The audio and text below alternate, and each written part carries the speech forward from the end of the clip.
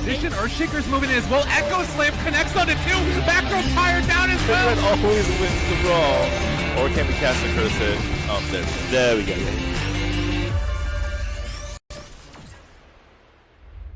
Lootbet.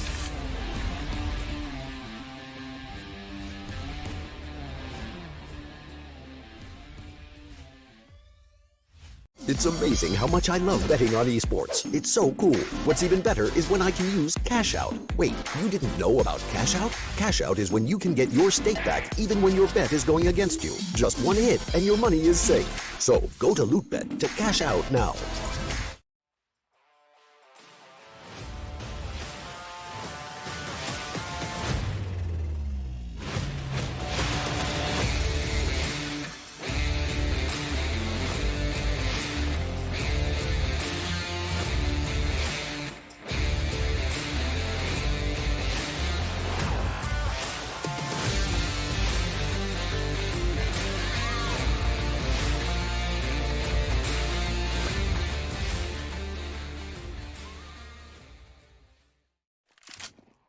Hello and welcome back. It's Lootbet Season 6 and we're here on Elimination Day as we're going to be sending two teams packing from this competition, starting off of course with Prosto versus Team AGO. It looks like we're off to a great start as everything on my end at least is frozen, but Tom, how are you doing today?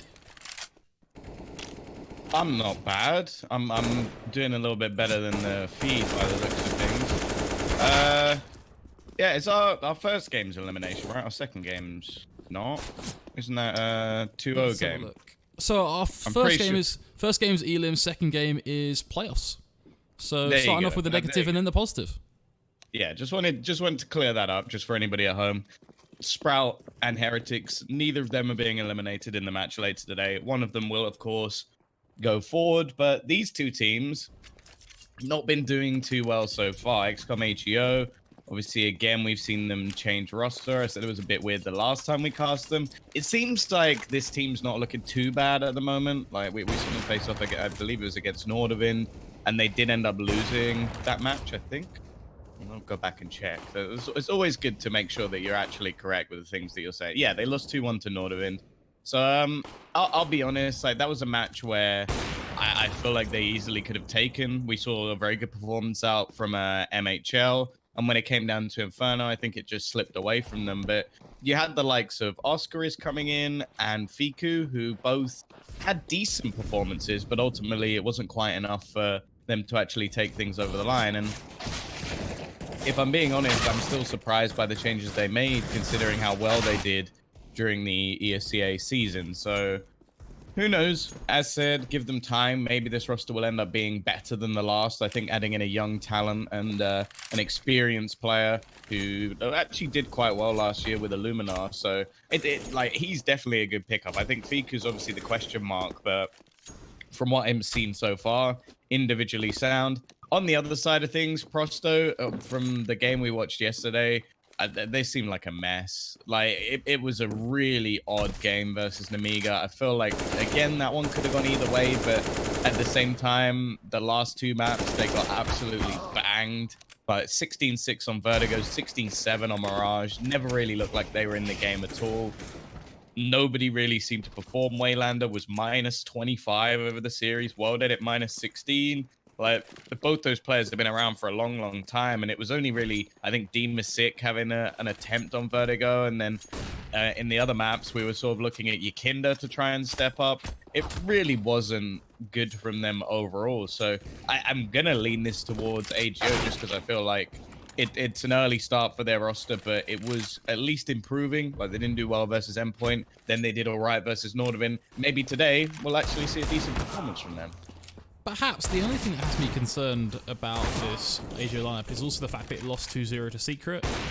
That was the worst possible start. I believe it was also the first game they played as a roster, though, so perhaps more leaning towards this kind of point you're making of improvement. You know, more efficient matches, more time to kind of figure out what's working, what's not, start making changes. But that was, what, only a week ago?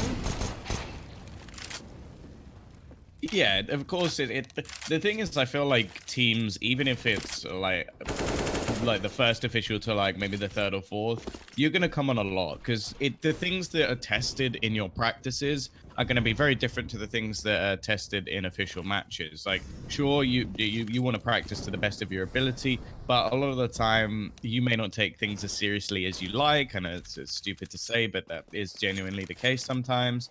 And also, I feel like just in general, teams will play better Counter-Strike and learn more about like individuals, certain positions on certain maps. Maybe you're forced onto a map that you don't really like to play, so you start to maybe figure out your map pool a little bit more. So I think XCOM AGO are going to continue to improve, whereas for Prosto, there's not really that much of an excuse anymore. Like, they've been a team for a while. They've had these different players. They're playing within the CIS Road to Rio fairly soon, I would assume. Like, I haven't actually looked at the team list, but I would assume that they're on there. And I genuinely don't know if they're going to be making it through. Like, there are some decent teams within that CIS side of things. Of course, every team now plays. You've got the likes of Na'Vi, you've got the likes of Fours, obviously Virtus Pro. Like, do I think they'll come anywhere near any of those teams? No. Like, maybe they'll be able to like cheese their way through a map, but that's hoping for a miracle.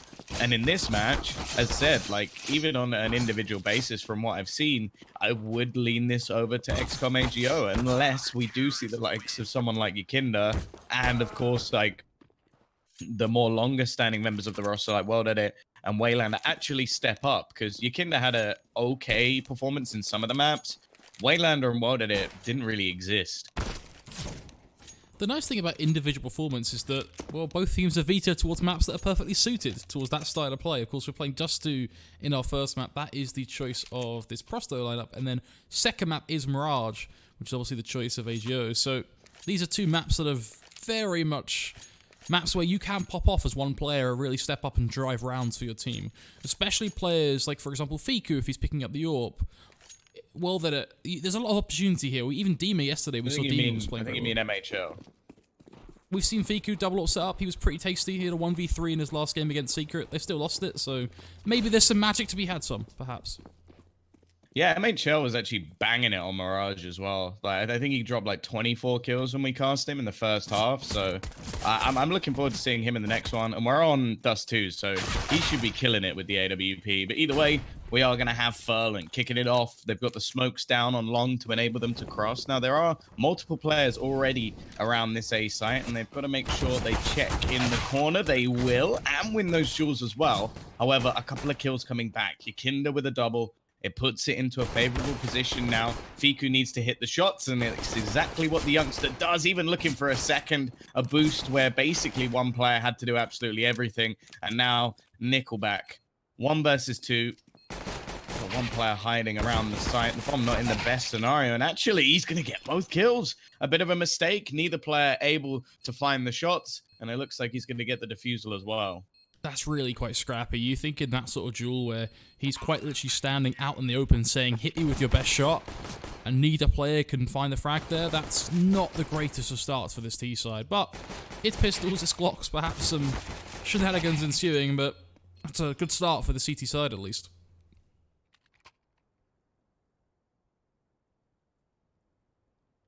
Well, statistically, of course, it shows that this is a pretty good map for AGO. Of course, it is a different roster to the one that was fairly dominant on Dust 2. So it is going to be interesting to see whether or not this roster will still be able to bring out some of that brilliance. There is going to be investment onto Nickelback. He's actually got an AWP in round 2. That's not something you see very often. I'm guessing just getting the majority of the kills in the last round has set him up wonderfully to buy that gun. And he's wrecking with it. 2 kills already. Dima-6 still going to be in the pit. And this round has fallen completely flat for the T, leaving just 2 players standing to fight versus 5. Very, very bleak outcome here for the T side. Of course, going for that force-up play, and then you come across the beast that is Nickelback. He's got that AWP as you talked about, and he's cut them down towards long. This leaves them in a really tough spot now, because yes, they have the bomb, but where do you really go? Do you go back towards B? No, they're just going to keep it going. Doesn't really work out. We do see 1 kill in the end for Groovy, but Tom, he's got 4 players to find, 2 HP. That is quite literally 2 HP in a dream. Yeah, I would think only any sort of real mistakes would hand anything away here. And, well, in the end, It is just going to be Wayland to close it out. Nice work from Prosto. Of course, I have to say I'm as surprised as the T's were, I imagine, to see an AWP in round number 2. But it has worked out wonderfully. And now going up against the Pistols, they do have to be a little bit careful. I'd quite like to see the T side just rush onto short. It's a very good way to get the bomb down if you're quick enough, and most of the time the T's are going to play further back. Kinder, though, never mind. Very aggressive, trying to deny any sort of presence. He's going to get one deke, though, by Fiku, which is going to give them the space to push that a little bit further forward. Still trying to challenge versus World at it. Not really a fan. Just try and get past that AWP. Leave Nickelback with so many targets to shoot at that the bomb is likely to crush him. What a shot from Fiku. It's the dirty Deeg in his hand. Once again, they've now retrieved another rifle onto Furlan. This is a full Deagle Glock round, and they're now struggling. I absolutely cannot believe this. They picked up the AWP as well, MHL. Gets away quite lit up, but still standing, most importantly. It's for 30 seconds. Dima and Waylander have to figure out, what the hell do we do here? Yes, there's some very low players on this T side, but there's 5 of them, and only 2 of you. Looks like they're just setting up for exit kills, to be honest, as they have no time to begin a retake. It will be a full eco victory for this T side, Tom. That is insanity. All they have to do now is exit cleanly, keep the AWP in play as Waylander looks to make that difficult. Finds 3 kills.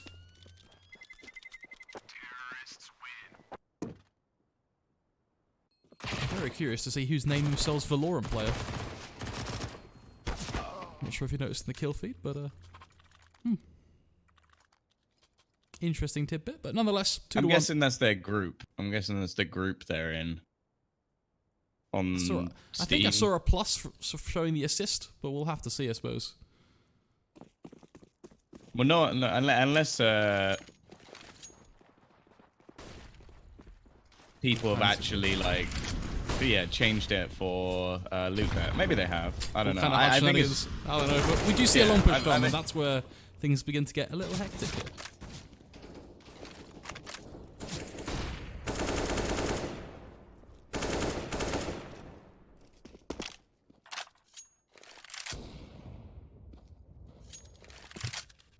Patient play from the T's. They managed to gather up long control in this round, but Waylander already pushing around the back. You can now see the remaining CT players will start to gamble in the A side direction. Now, if Ruby gets this kill, I wouldn't be surprised if they push back out long. And he's patiently waiting, spots out Waylander, but without getting that kill, Waylander can now just lock them in. They're boxed into this A-long position. It's normally why you do have somebody lurking just outside, just so there is a backup plan. Instead, the likelihood is they're just going to have to brute force their way through.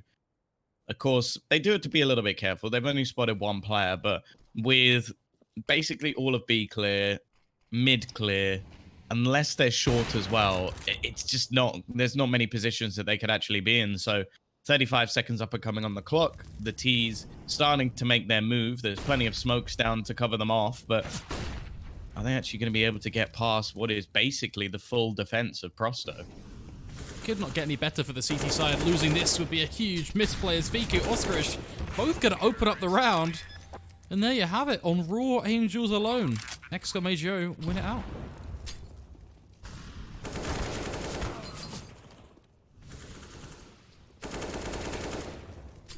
This second peek from Oskarish is lovely as well. Not only the first kill towards the player on site, but just swings out wide on short, just takes the duel, and that aggression makes it a very simple round, to be honest, for the T side. Yeah, and this is going to leave the CTs now in a bit of financial trouble. It's only going to be Demasic with anything invested into this round. Of course, he had some extra cash, and likelihood is he'll be dropping over an AWP into the next. Oh, I'm actually going to get dinked up. Waylander is going to pick one off with the Deagle as well. This is starting to get a little bit dangerous with Furlan so low on HP. This is meant to be a round for XCOB AGO to actually build up some cash. Instead, they're actually losing players. Now, they're going to go rotating back and peeking in towards the B tunnels. This could actually sell a bit of a false sense of safety for the CT side. As they've pushed this so far, I don't think they expect the T's to actually make their way back through. And at the moment, the B side's actually completely clear. This is a really good call from XCOM AGO. A lot of the time, they won't hold on to map control after taking it early on because they don't expect you to push back in that direction. So this is as easy as a round gets. Prosto have stacked the wrong site, and Furlan, he needs to leave. I don't even know why he's here. I don't have a clue why he's still lurking around this position. If they push long, then that's it. Luckily, I think the CTs are going to go in the other direction, and he's just going to rely on his teammates to save. But there you go. He's just died and given them an... I have no idea why Furlan would lurk around that position, but that is one of the best upgrades that Prosto could have ever hoped for. Especially when you add in the fact that he was on 2 HP that entire time, so asking a USP, let alone Deagles, to hit a shot that will do 2 HP's worth of damage, kind of asking for something obvious. It's always going to happen. So really unfortunate to give it away like that, but they get the round, so at least they get what they ultimately wanted out of this one. Doing some more damage as well. Not really anything worth shouting about, though. It's just getting rid of pistols. Yeah, the thing is, though, this really does give a massive upgrade to the CT side purchase. You can see with the amount of money that they have, like, sure, Demasic would have been able to drop an orb, but he wouldn't have been able to get any utility or even head armor. Now they can basically invest into whatever they want. They can have the full rifles, they have a saved AK, they have a free AWP. Like, you couldn't ask for more for that round, considering they invested just a couple of $1,000 worth of dollars. They get almost 10,000 in return. So it's very well done in the end by Prosto, and I think XCOM need to be a little bit careful. Now, luckily, they do have a lot of money left in the bank. Like, they're not in any financial disarray, and if they do manage to win this round, the CT side are going to be right back to an eco. Interestingly, we do have the double AWP actually purchased up as well, with Nickelback manning the secondary, but he doesn't have any armor. So there's definitely going to be risks here, especially with the likelihood of being Molotoved and naded off of angles. It's quite common, actually, on Dust 2, especially if you consider the A site and even the back of B. You're always going to try and Molotov into that back corner. So be interested to see where he's actually going to be playing. Normally, you'd see it either around mid, depending on where Wild Edit's playing, or into the B side. Let's see if you can forge a pick into tunnels. So Nickelback will be getting a tad on the aggressive side just to try and take that fight. Doesn't find the AWP, but finds the AK. That might set up a tray, but a shot that doesn't quite connect means an instant resmoke, and from there, no opportunities now for this T side to force that frag onto Nickelback. That has to be the worst outcome for them. If that shot connects, you've gone back 1 for 1, and basically you've traded AWP players, which is an ideal situation for the XCOM AGO side, but now stuck in a 4-on-5, little to no map control. They have to start by retaking long, and you can see from the position of Yukandar, he can spot exactly what's going on, gets a kill for his troubles as well. And once again, not traded, might be found here eventually by MHL and co flanking him from behind, but this round not looking too good. In fact, he gets the kill and the bomb, Tom. This is an absolute disaster of a round. Yeah, time ticking, and, well, you can see the remaining CTs looking to try and hunt down as many guns as possible.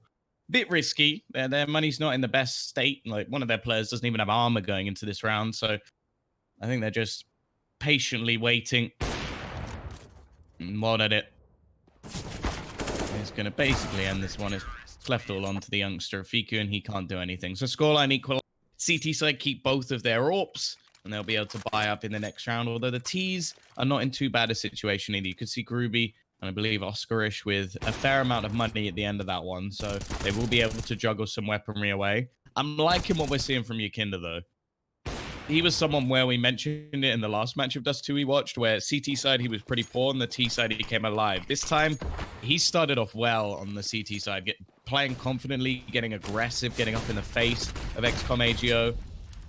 Speaking of getting up in the face, Furlan has gone running in with a Tech 9 of all weapons. It's starting to come back into fashion a little bit. It seems like the pros are happy to use it now.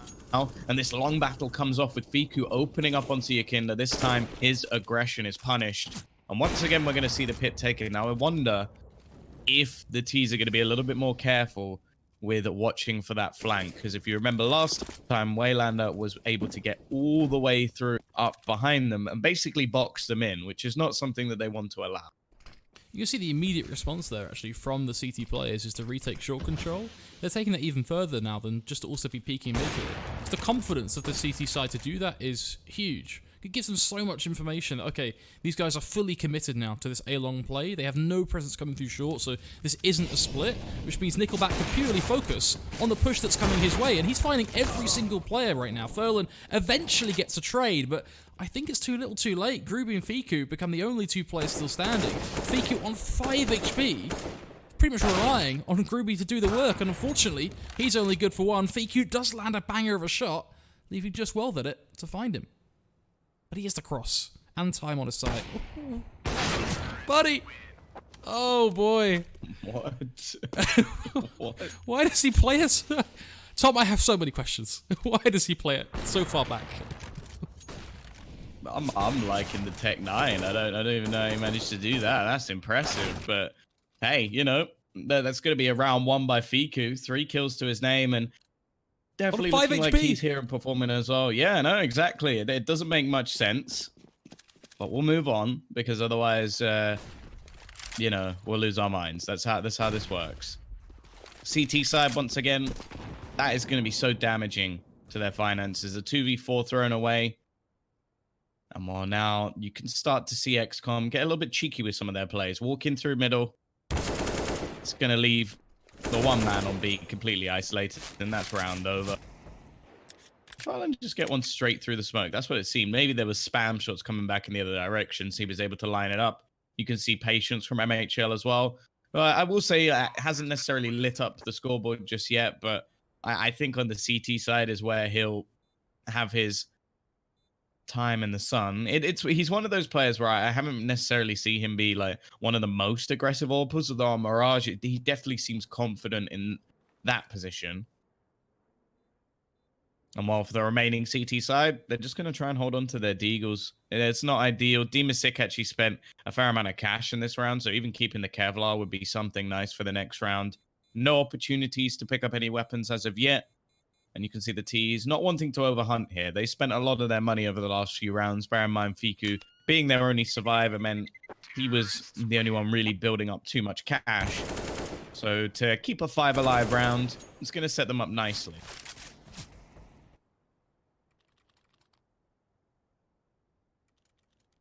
Prosto, buying themselves back into this round though, but they are spending every single cent they have.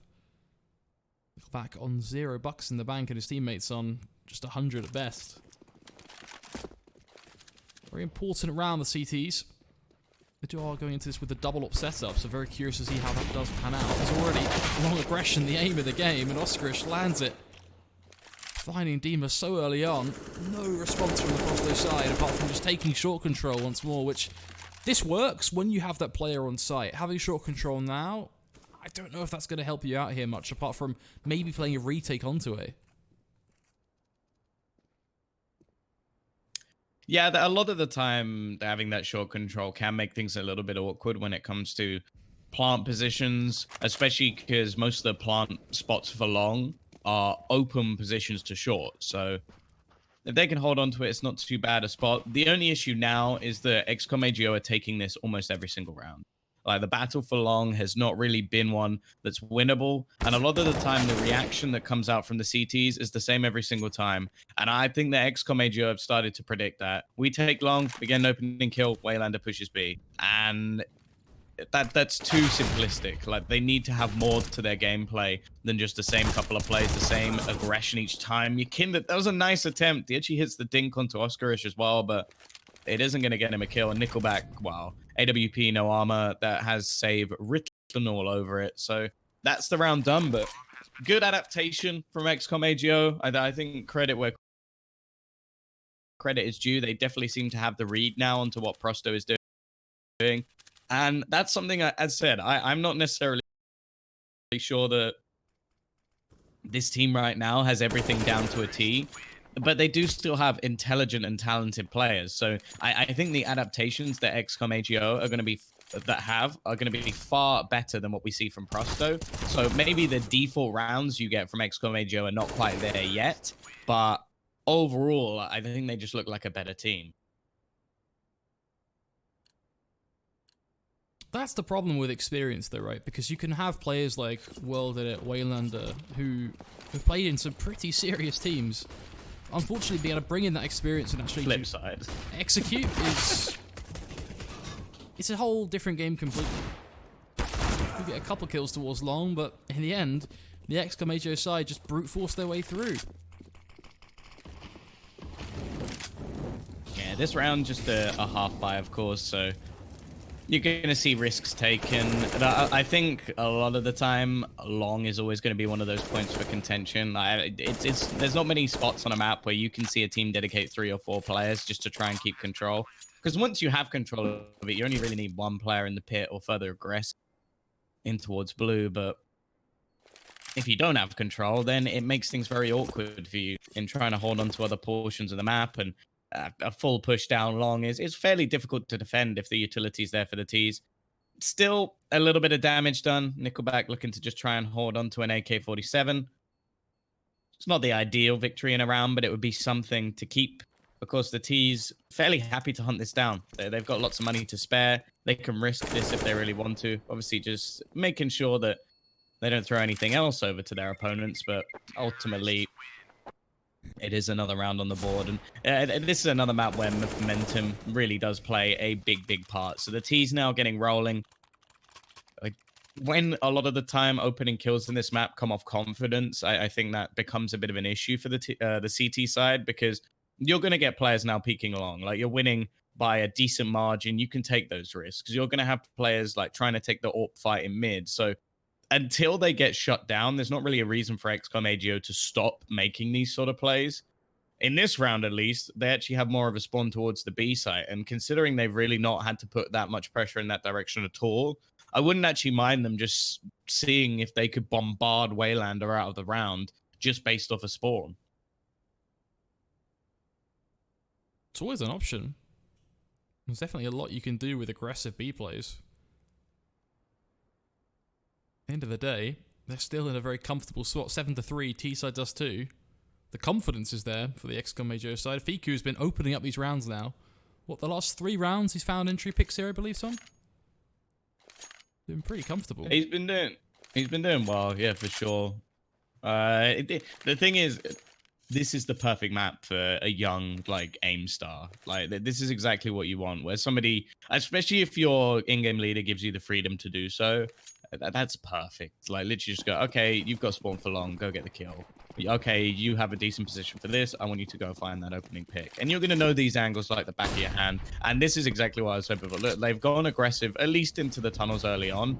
And this has left the T's, or CT side, sorry, just taking long control. They finally got it off them, but this is not part of the plan anymore. They're looking to try and fight it in towards the B side, but Yakimda, that's what we like to see. 2 shots to open up the round. Waylander's still going to have to defend this almost on his own. He's been patiently waiting. That's an easy frag for him to take. They didn't really need to push that just yet. There wasn't any presence on the B site, so I don't really know why they're still pushing. You definitely don't want to be facing into this man's crosshair at the moment. And now they are going to put the pressure back onto Waylander. He's managed to survive the bombardment so far, but taking damage on the site. He is going to get isolated and burnt out of there. World Edit, he actually aggressively peeks, and he should have probably waited for his teammate. Wanted to try and finish things off that a little bit too quickly, and now has given Groovy the chance in the 1v1.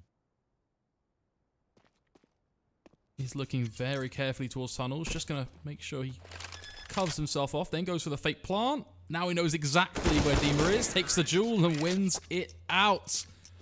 For Prosto, that is not a round they want to lose. He gets the AWP as well. I mean, that's just a cherry on top. It feels like when you look at how that round's played out, a couple of very questionable decisions for the CT side. For a start, Nickelback diving through the CT smoke. Not so sure I agree with that. I mean, he did eventually tuck into the left and basically just wait for the push, but a very easy pick in the end for the T's to be able to find. From there, just lots of whiff shots on B site as well. Obviously, first player makes contact, shots don't connect. Second player peeks in towards center site, shots again don't connect. It just seems like Prosto really struggling to capitalize on these first picks. And, well, this time, Tom, it's exactly what you asked for at the start of the previous round. Just walk out B, annihilate Waylander, and get the site. Yeah, that's the issue with the current setup, is the XCOM AGO have forced them to play aggressive long. Like, it's not like Prosto have a choice. I don't necessarily think that their decision making is wrong. Like if a team takes long off you 4 rounds in a row, you stack up long. Like that's what you have to do, because you can't allow them to have that position every single round. At the same time, the second AGO conditioned them to do that. AGO just got, okay, right, we're running into B. There's going to be 1 player there, maybe 2 maximum. And that's an easy round. Some of these peaks coming out from the T side might be a little bit overzealous, but I guess they do eventually have to try and escape this site. And there'll be an upgrade at least for Nickelback. I feel like I've said that about 3 times at this point. But that's all I really have to talk about with Prosto. They're saving some guns. That's nice.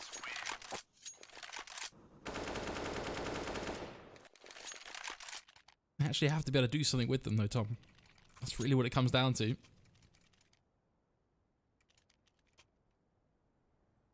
I mean, they have everything they need here. Again, it's a round where they have all of the rifles, they have the AWPs up, they have the AUG on Waylander, all the utility. There's not a single thing you can complain about for this CT side. Very curious to see if they decide to just rinse long control again. It seems like they are, dedicating 3 players early on with the 4th supporting the utility. We are going to see XCOM try and test it, so this could bode rather well for the CT side.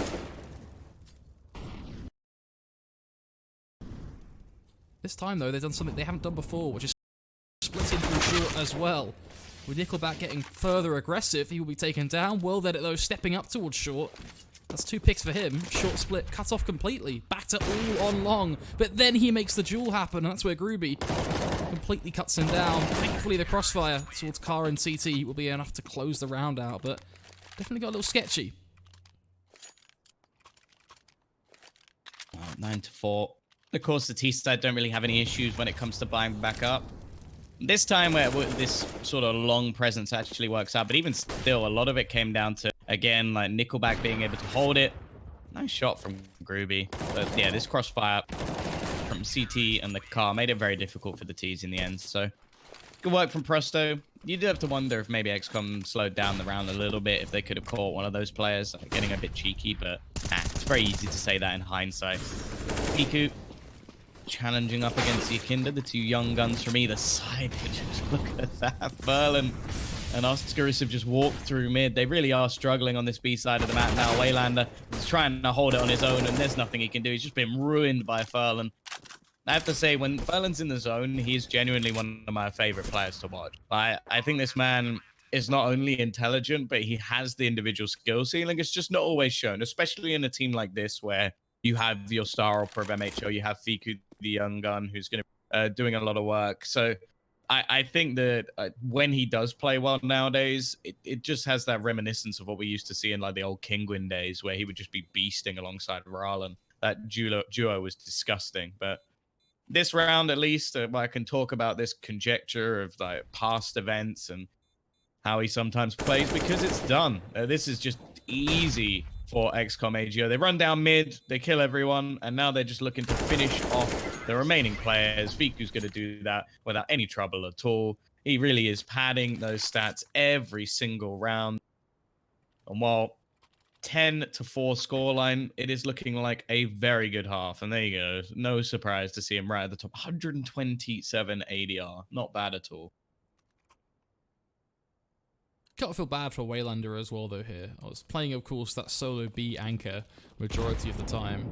He's getting basically crunched in from both mid and B tunnels at the same time, with just him being on the site for 3-4 rounds now. There's just nothing he can do.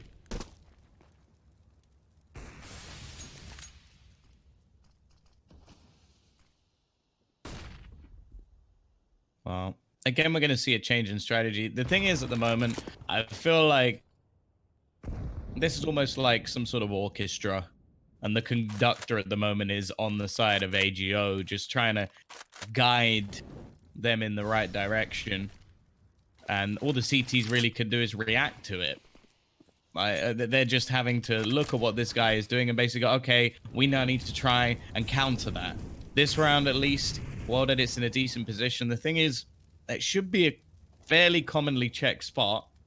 seems like they're actually edging past the angle. We might be able to get away with something, and especially with Demon Sick finding the player on long, it's now only going to be one. This needs to be at least a couple of kills. He's going to get 3. Great work from Mod Edit. An individual play that will net them a 5th round at a minimum. And a 10-5 half is not a nail in a coffin. It's still workable for Prosto, especially going into the T side. They definitely look better on the T side the other day when we watched them play. At the same time, MHL, he's had a pretty poor match so far, and they're winning 10-5. So if he now steps up alongside Fiku and Groovy, this could be a dominant match. It really could be. I think the key thing to look at in terms of just how these rounds are played out is the fact that it was 6 rounds back-to-back before we finally saw some response from Prosto. Is this their pick as well? This is Prosto's map pick, yeah. Yeah, exactly. Not the greatest of starts, that's for sure. Especially when you go into a map like Mirage, which obviously has its differences to Dust 2, but overall does play out very similar. It is very much a map where you can pop off and be kind of an aim star, right? You can be a Fiku who goes 19-8, opens up just off raw skill. Well, yeah, I think as well, it looks like a map where, at the moment, they seem very comfortable on the XCOM AGO side. Like, it looked like... I'm sure I don't think the MHL is going to be able to get 22, 23 kills in the first half again. I think that's something that, if you expect a player to recreate, is a little bit ridiculous. But it's a map that he clearly feels very comfortable on, which is great. Like that's all you can really ask for. If your AWPer is playing well and just looks good on a certain map, nothing really better for a side in Counter-Strike. But either way, we are going to be going into our pistol round. As I said, I expect the T side to be better from Prosto. It's just how much better. Can they pull off, well, the 11 rounds that they need to actually take this home? Or is it just an overtime game? Or have they already lost too many rounds to the T side of XCOM AGO to actually pull this back? We'll find out in this half, as we're going to see some aggressive pistol play. Now, they've got to be careful. The Xbox smoke is currently covering the CT defense. That was gross. Fiku just one taps Yakinda out of the round. And the only worry for me is they don't know they're there. That is perfect from Groovy. Fiku is going to go down, maybe a little bit over-aggressive this time. You can see why he'd be confident. He's had a very good game so far. The T's have managed to at least gather up some long control, but with the amount of aggression that's currently coming in for the CT side, they need to try and deal with these short players. And Wayland, he's kind of lucky to be alive there, I'll be honest. Yeah, you'd think he would fall, but Prosto, they're going to give it their very best shot. Running out now onto the A if they can, but if that doesn't stick, Dima falls very easily. So that leaves the bomb now back A long. Got one player flanking in from short. This is just looking very messy, Tom. Very uncoordinated. What can World Edit possibly do? 9 HP. We'll find a very tasty tap on Furlan, but still 3 more to find. P250 definitely at least gives him a chance, but it would more now just be the mistakes of his opposition. But it would be incredible for him to win, but the only way he could do it is if they do something unbelievably stupid, because there's just not enough time. So 11-5, exactly what they needed. Another big round from Groovy. He's another one who just when he does perform, it's normally an impressive performance. He's been utilizing the silenced M4 for quite a while, so he is going to be very happy with the changes. It's going to allow him to buy some extra utility going into these rounds. But ultimately, his team is looking to farm up some cash. 3 MP9s. Definitely an interesting choice, considering that, okay, deep into the B site, it works quite well. But if you're trying to cover off mid, that will be fairly difficult. And even if things go a little bit wrong on long, you could be left in a little bit of trouble. But for this round, at least, it should be basically just a farming simulator.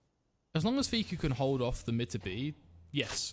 The only concern they've got is if you see the T's get through into mid, can they get close to B doors? It becomes a little hectic, but unfortunately, the T's only elect to send one player through anyway. The rest of them all come towards short, and that's just worst case scenario, because it's not only SMGs to deal with, but you've got Groovy here with the M301S, which is basically the perfect gun for this position. You just have to tap them down as they make their peaks.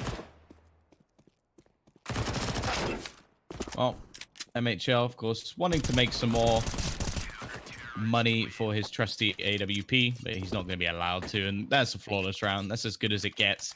they can use this one almost as a bit of a bonus. Although I say that, MHL's going to buy straight into the AWP. He's had enough of the MP9, looking to try and be the catalyst for them here. As said, he's not had the best of games, but I don't know. I feel like in terms of mid presence, there wasn't really too much from Prosto, and that's where most of the time you're going to have Europa finding the picks, unless they have a timing shot for long. So if nobody challenges him, a lot of the time his ult becomes a little bit null and void. The T's do have a purchase of their own. Looking like Waylander's still sticking with the Krieg. Now, most players have given it up at this point, but at the same time, it's hard to tell how much the nerf will have actually done. And until we see it utilize in competitive play, boost going to be up, easy kill on Fiku, and that leaves just one man to try and actually defend the site. Already gone from the corner, Oscarish will leave this site firmly in the hands of the T's, and this should now be a save. You got an AWP, you got an M4, keep those guns into the next round, and maybe try and get yourself an extra purchase. If Dima drops CT, yeah, about that save. Not looking too good. MHL thankfully gets the flick back, but that's another gun lost. They should thankfully be able to get the AWP out, which I think is probably going to be the most important piece here.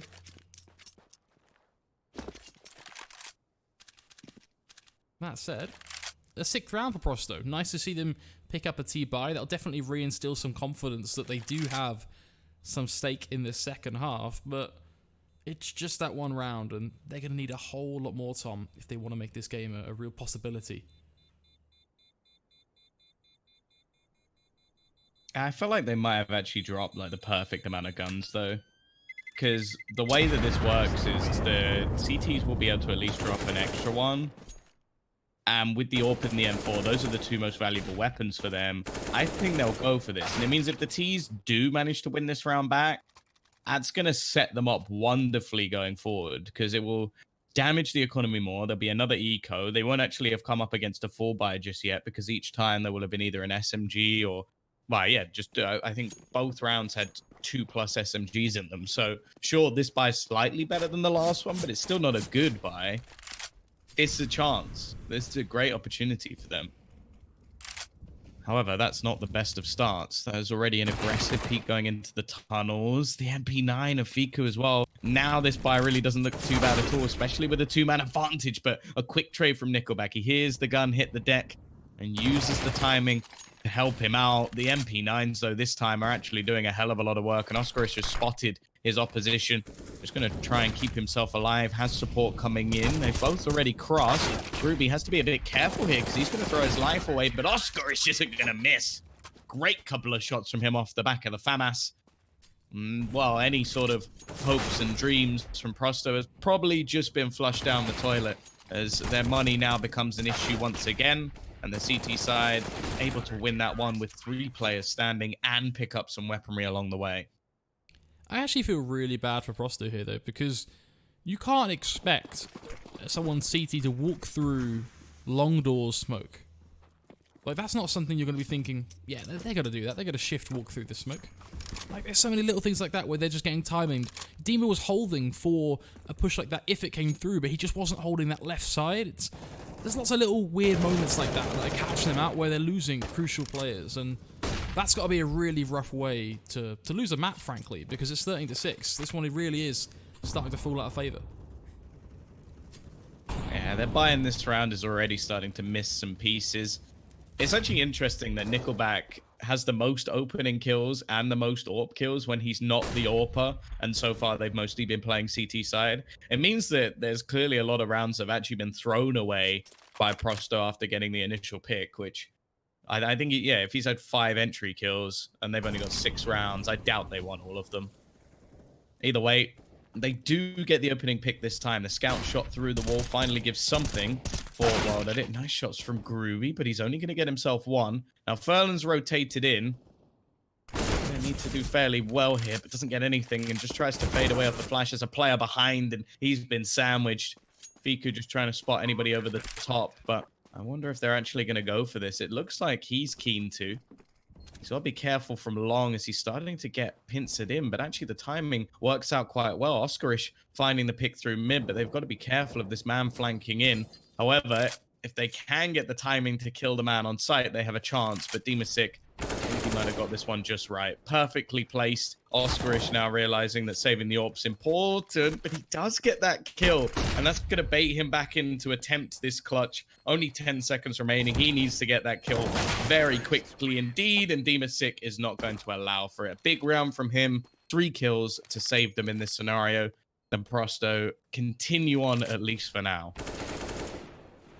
Hanging on by a thread, though, it has to be said. I mean, the round here works out because of some very important picks coming through towards short.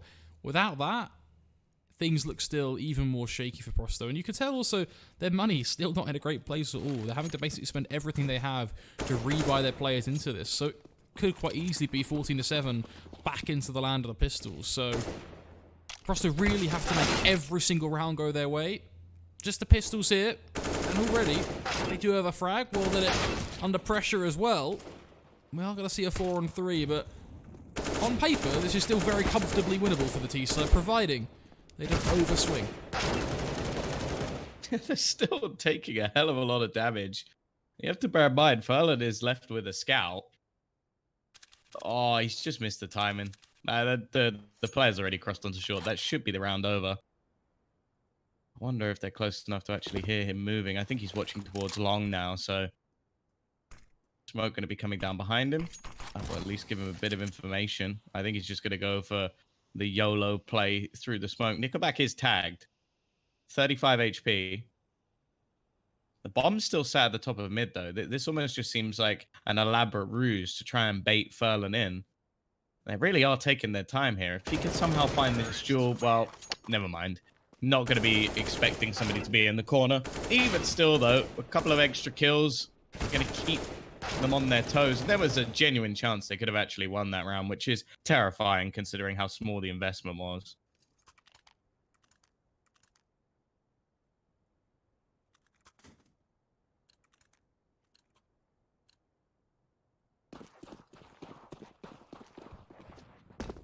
Eight on the board.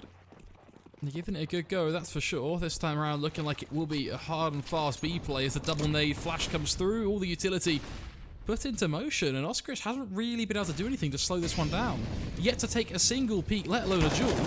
Finally does, and he sees all 4 players looking right at him.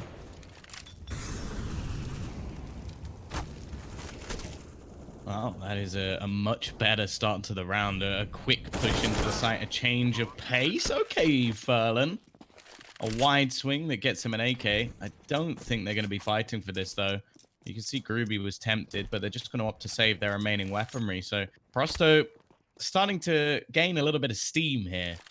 A 9th round will be onto the board. Only 4 behind at this point, and yeah, I could see them bringing this back, especially if they start to gain momentum. You start to see some better rounds from Demasik. Nickelback still playing relatively well. If they can get Yakinda online, I'm almost starting to believe myself. It certainly is getting closer. If they can keep linking rounds together, and like you say, Yakinda maybe wakes up a little as well, then perhaps we do have a game on our hands. It's going to be a case of only time will tell. For now, the rounds they have picked up have been, well, that was a flat-out B rush, for example. So I'm curious to see how much life those sorts of plays have in them, because you're not going to win a game on your T-side does too by just rushing B every single round. We saw, if you look at XCOM AGO's T-side, they were forced to change it up a little bit. They abused long, then they went towards B, then they looked towards short. It wasn't them just recycling the same play. You have to have some dynamism really on your T-side. Well, good start to the round from MHL. Again, we haven't really seen this orb come online too much, but the couple of picks he has managed to take have been quite beneficial. Look how one-sided the defense is. 3 players in mid. This is going to be a rude awakening. How has Yakinda got that kill? How has he got 2? Like, what has just happened there for the CT side? Groovy at least will equalize. And Furlan's position could be perfect. He has the timing very well indeed, and he does. Both kills going his way. Pure impact coming out from Furlan. Now Demasik left into a 1v2. The bomb left in middle. The only thing is, the CTs have absolutely no idea where he is. They don't know. There's no way they could possibly know that he is currently lurking around the back lines. he might even be able to steal this bomb and just leave. But there is a player just waiting in the door. He expects the angle, though. Good work from Sick. And now just watching and waiting for that second player. It's going to be Fiku. He actually doesn't have any armor. So aim punch is going to be an issue. He's just going to try and bait out the time. He knows that if that bomb goes towards B, a few less angles to check. And if he waits patiently, time's going to start to play in. Which direction is Sick going to be going in? Looking like he's heading right into the belly of the beast. And Fiku, I feel like this guy's playing like he's been a professional player for like 10 years. Like, he's so comfortable just like waiting patiently. There's a lot of young players, you sort of almost see them get like itchy feet and almost like ADHD and just have to be doing something, having to be moving or jiggle peeking or something. This kid's just sitting there. He's just like, yep, he's going to walk there eventually. And just gets the kill. Makes it look as easy as you like. Very good young talent. I think to be brought in, he had to be, but I have to say over the last few days, I've been thoroughly impressed. He's got that zen factor, hasn't he, where it is very sort of just peaceful, relaxed, getting it done attitude, and it's what we like to see. Or I'd love to see him, though, on a LAN stage, at a DreamHack Open or something like that, and where you really get to see what a player is mentally made of. Yeah, obviously, that's probably perhaps in a distant future, but it would be ideal, I think, to really test his mental focus, is to put him on a stage and see what he can do in an offline setting. Well, I think Illuminar proved last year that there's definitely still a fair amount of talent within the Polish scene, and they have brought in one of the players from that roster, of course, in the form of Oskarish. I could easily see AGO getting onto a DreamHack Open stage. I think that would be a definite goal. Also, unfortunately, you had the Games Clash LAN that was cancelled. I believe if they open things back up, maybe later in the year, that could be something interesting, especially because that is an event based in Poland. So, and that's the one thing about the Polish scene. There's normally a couple of LANs each year that are run within the domestic scene that are like 100k events or something. So hopefully we'll see them crop up later in the year. Of course, right now everything's a bit up in the air. But here's MHL waiting for the cross, waiting for the peekaboo shot, but it's actually going to come a little bit past him. He doesn't expect it initially, but he's still going to get the kill. You feel like that looked like a freebie for Yakinda, but instead, he's not going to connect his shots. Bomb will go down, and the clock will begin to tick as the T side start taking back control of short. They actually don't have bad after plant positions here, and very minimal utility left for the T's to actually play with. I love that from Dima as well. Get aggressive, even things out. Really nice to see, especially given that Prosto have a couple of good spots. Here's Nickelback. Once again, forces the trade. Fiku, though, starting to go on a riot once more. Knows likely that last player is going to be towards short. They try bait the defuse. MHL gets the pick, and Fiku jumps right on it. Again, it looked comfortable in the end. There was a decent opportunity there for Prosto to at least give themselves a chance here. Money is an issue once again for the T side. The bomb plant will at least remove a little bit of the issue, but where you can see a couple of the players really did have next to nothing in their bank accounts in that round. MHL. It's actually, yeah, it's been really quiet from both AWPers, which is surprising because most of the time you would expect this map to have heavy AWP presence. Nonetheless, they are going to be trying to force the issue over towards this B side. It's not gone great. Fiku's doubling up alongside Oskarish, and wow, this kid is on fire at the moment. Another couple of kills going his way. Looking to try and finish this one off as only World Edit and Season-6 stand in between XCOM AGO taking their opponent's map choice. I think it sets them up in a really good position as well. Clearly they picked Mirage because that is an area where they are comfortable. You've talked a lot about MHL and his ability to do work there. Expecting more of that. I think Prosto probably fairly nervous now about the future of this best of three. Well, the future of their tournament. Yeah, that's the thing here, unfortunately, is they've just not had a good run, have they? Of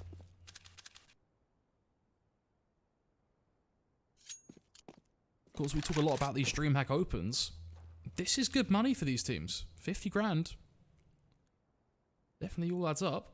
Unfortunately, it seems like Prosto's road may well be over. All going to come down to will the Endema try and hold on, and a perfect flash play towards Long. Well, they're only good for one. He'll be shut down. 16-9 at our first map. Tom, XCOM, AGO, putting in the work on Dust 2 with Young Gun Fiku leading the way. A huge performance from him, it has to be said, and multiple double, triple kills and whatnot as well. Really a solid result. Map 2, though, that's what we're looking forward to now. It is going to be Mirage. We'll see you in a few months' time.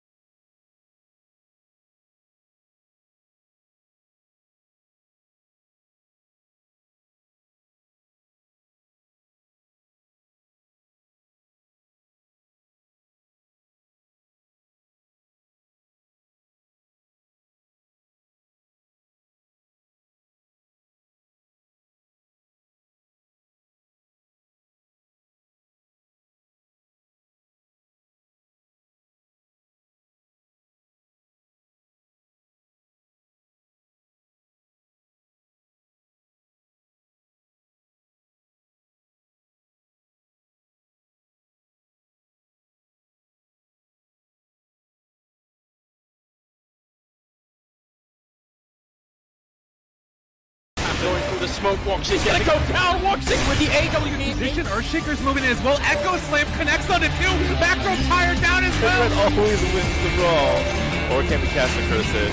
Oh, there we go.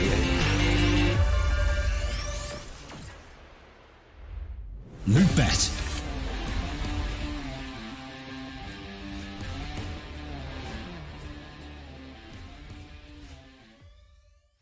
It's amazing how much I love betting on esports. It's so cool. What's even better is when I can use Cash Out. Wait, you didn't know about Cash Out? Cash Out is when you can get your stake back even when your bet is going against you. Just one hit and your money is safe. So go to Lootbet to cash out now.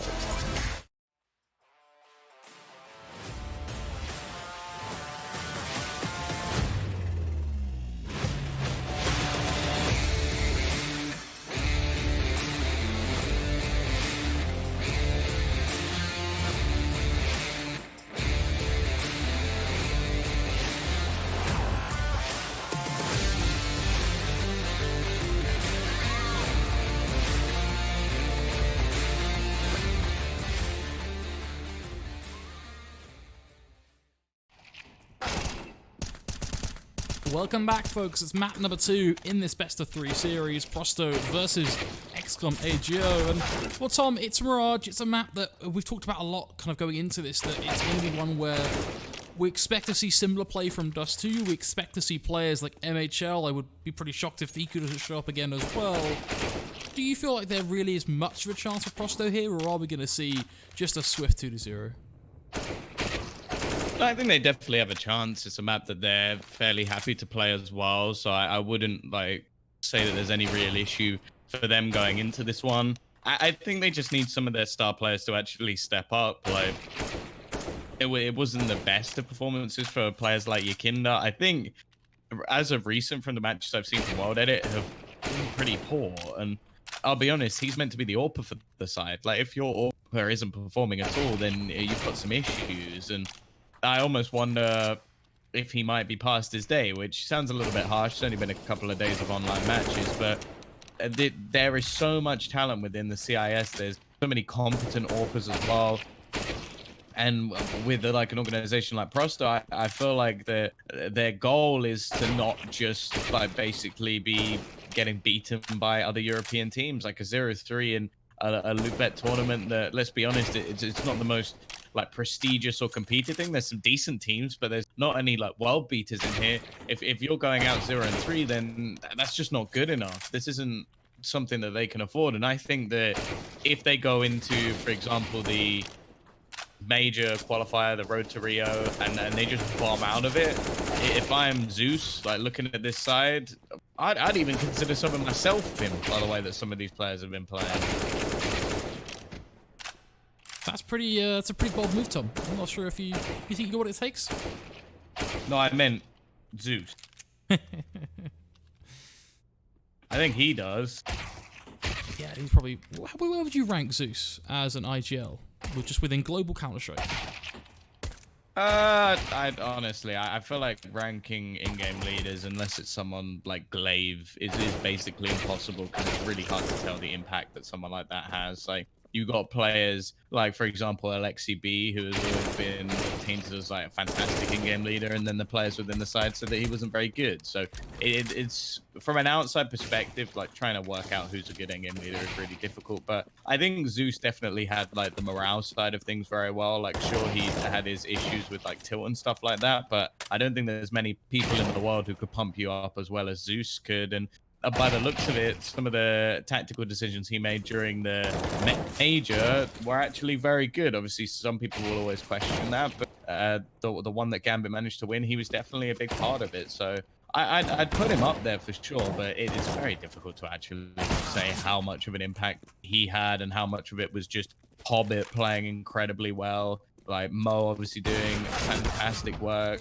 You had a Dren playing some of the best Counter-Strike we've seen from him in a long time. So it's really impossible to say, but I'm more. It was more just saying that even on an individual skill basis, we're not seeing what we come to expect from even players as well. That like, sure, he's been around for a long time, but he was still normally putting up decent AWP numbers. I think in the last map, I think towards the end, we got the stat come up that he had 6 kills, which it's Dust 2. It's not like we're looking at a map like Nuke, where if you have a bad T-side and it just doesn't go very well, you're not going to get any AWP picks. It's Dust 2. Like, there's opportunities all over the place. I don't even know if he had the most AWP kills on his team, because I know that midway through, I think the first half, we saw the Nickelback had 5. So he might not have even been the best AWPer on his team when he was the one being given the gun most of the time. So it's not acceptable. And the way that Waylander was being dominated on the B site as well, if you are a B anchor, you need to actually anchor the B site. So they need to have a complete turnaround here. I'm hoping that we see a better performance from Prosto, but basically what I'm trying to get at is I think that if things don't change within this team soon, I think the change will be the personnel. I think that's probably a fair assumption as well. It's not something that we want to see happen, I think, but if they want to get results at the end of the day, they're going to have to get something working. Looking at Mirage, I'd like them to start on their CT side, to be honest. I'm not sure whether you agree, Tom, but I think it would definitely help them just create a bit of a platform for this game, at least. Something where they can build up a couple of rounds, hopefully get sort of a solid, I'd like to say 9-6 half. It depends how they play compared to the previous map, but I think CT would be a good place for them to be. Honestly, on a map like Train or Nuke, I think starting CT is a good thing. On a map like Mirage, I don't think it matters. Like I feel like both teams should be competent on either side. You can see that there's plenty of matches played. Of course, AGO, that is misleading because they have changed players since then. But if you played a map 12 times in officials over the last few months, then you should be comfortable starting on either side. And they are going to be on the T side. I think as well, you look at players like Demasik and Yakinda, I think they actually shine more on the T side because they're able to get aggressive. They're able to go for those openers. And they have more of a chance of actually winning rounds for their team. Whereas on the CT side, I feel like because there are holes in their defense and some of the players aren't performing individually, it actually becomes harder for them where they have to try and make hero plays and silly plays. So I don't necessarily think it's bad that they're starting on the T side. We'll see whether or not they're going to be able to get off to a strong start. Yakinda is going to have that P250 mini raid boss. I wonder if the raid boss will come back into fashion. The Tech 9 Kevlar. That was always a fantastic pistol round strat. But the Tech 9's now been buffed a little bit, so maybe a few people will want to bring that back into fashion. Perhaps, we'll have to see. Only time will tell. Talk at a time. It's time to hit that A site. XCOM will get themselves a relatively good position here. The retake starts to take shape from CT. It's a couple of shots, but nothing connecting. This is quite an odd round because we see battles coming in towards short that eventually are relinquished. Ferland just backing away from that. And they're all pretty much grouping up for a 5-man CT retake top. This is wild. It does mean that trades can normally go quite successfully, but Waylander's just wrecked everyone. What has just happened? Imagine facing into 5 guys and winning that battle. That is absolutely ridiculous. I don't know what's just happened, but hey, that's going to be the victory coming out. I think the team names are the wrong way around, by the way, for anybody wondering. Like, it is Prosto who are currently on the T side and winning 1-0, not XCOM AGO.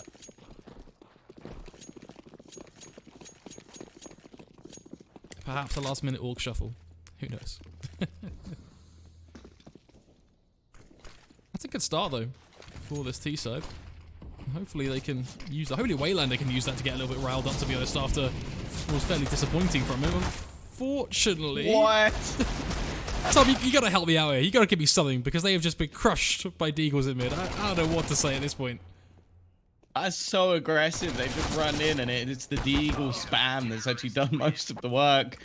Yeah, that momentum you're talking about, Ryan, I think they've just been sent back to the Stone Age. Like, that's the worst start you can have financially as well. So they're probably going to force this. The thing is, most of the players had around 2k, so they could have just saved and got AKs in the next round, and they really wouldn't be as far behind.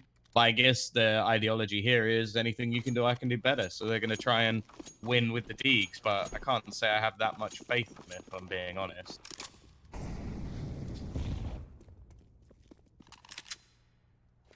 Yeah, I'm still reeling from the fact that the CT side have the balls to just swing mid like that. I mean, It works out completely. I mean, why not? You've got pistols as well. It's a fair enough duel to take, but every single kill comes their way so quickly. It was a 20-second round, I'd say? Probably no more than that.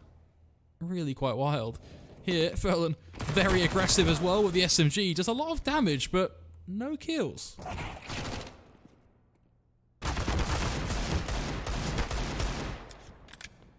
Oh, now they're starting to swing back the other way. Demasik able to pick off one, and well, Fiku is going to have a fair amount of work to do. There's a player actually running into the B site who might actually end up getting caught. Never mind. Waylander with the MP9 is able to do the work, and it is left all onto Fiku. He's caught one, and the bomb's currently on T ramp. So I'm somewhat confused as to why it's not running back in the other direction. If this player gets caught, that could be it. He's going to hear him running though, and that should be as easy as you like.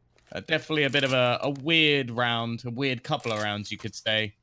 And you gotta get the best experience online, Tom. Cookies. You gotta accept those cookies, man. Come on.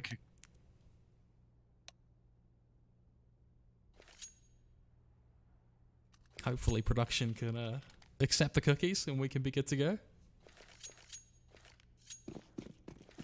To be fair, there's nothing that would be nicer right now in a current situation than some freshly baked cookies. That'd be pretty good. Well, £1 million. Pretty damn expensive. No, I just mean, would £1 million be better than some cookies? Because I think it would. Probably, I'd rather yeah. have £1 million. I'd rather £1 million for sure, but... So there you go. That is something that's better than some freshly baked cookies. What are you going to do with £1 million? So it's not like you can get things delivered right now during current climate, so... buy 1 million cookies. God damn it, Tom.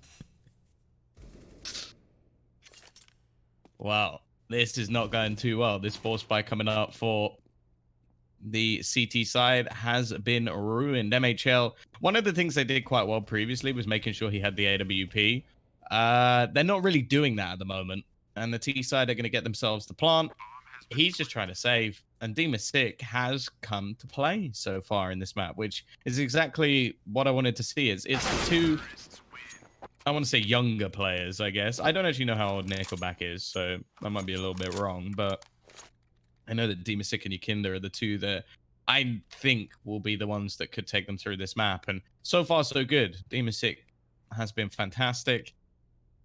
And now, well, the CT side have no choice but to go for just their default pistols. The issue with this, though, is that MHL still won't be able to afford his AWP. And that's one of the main things that we want to see on this CT side. He was killing it yesterday, and the finances allowed for it. But now,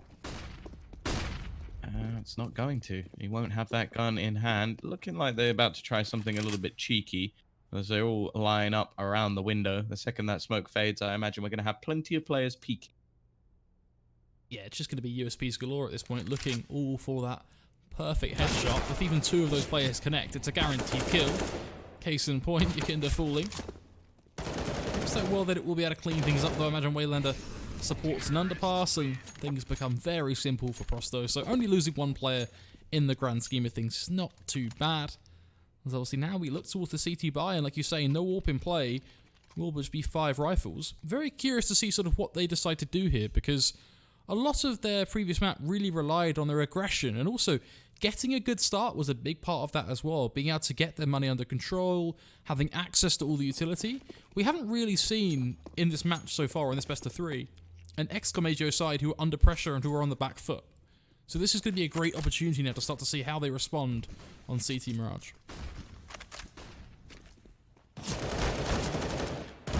Already the aggression faced off into mid does not go too well. The T's are going to take themselves a man advantage, and the T's also trying to take control. This is aggressive from Fiku. He's got to be careful. There's still 2 players lurking around, and he's lost that battle as well. Nickelback chiming in to leave just 2 players standing. This is disjointed from the CT side. At least Groovy will be able to get one, but Oscarish has to go absolutely ham. It's not been the best start to the game for him either, and Demasik is the man he's up against. The timing is right on this peek out of Palace. Could be round over in the flashbang. Flawless, leaving Groovy again just in a safe situation. It really has been a great start to this, at least individually for Prosto. 5-1 scoreline, and the CT side next round would just have to be a save. That's what I love about this, though. You mentioned it's a great start individually. It is for the entire Prosto team. We saw Waylander early on find the, of course, 5-man pistol round. Now we've got Nickelback here, a double kill. It seems like everyone's sort of chiming in their own ways. And yes, these perhaps might not be the biggest moments in Counter-Strike. They're definitely some nice kills. And that's going to be the big thing here, is just getting Prosto built into this game with some confidence, feeling like they're popping off. Because that's going to help them out massively with starting to build up rounds on their T side. They're already, at the end of the day, 5-1 up after what was a pretty poor first map. So I think they're in a great spot right now. They just have to keep it rolling. Look at the money they've built up as well. $13,000 a Waylander before the buy.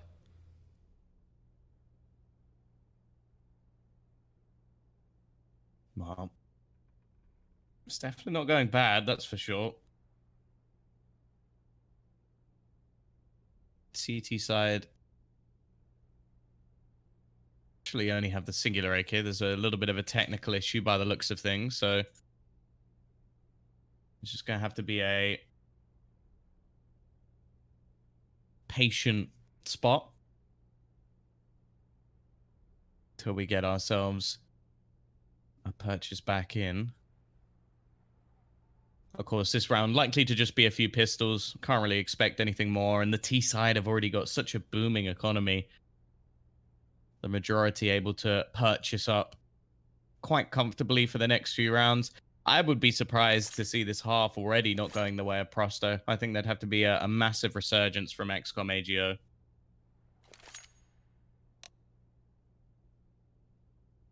I think a big part of that will be if they can get MHR on this AWP, but the problem they're finding is their economy is just being battered round after round.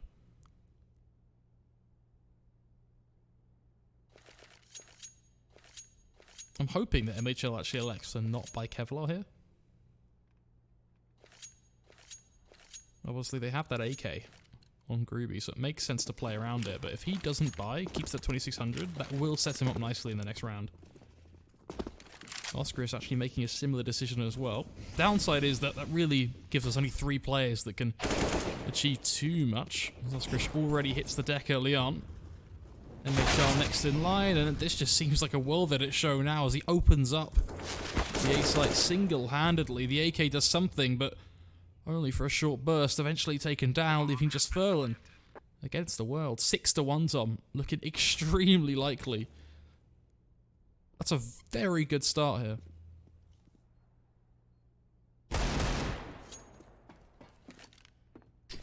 At least 1 kill will come up for Furlan, but it's not really much to celebrate at this point.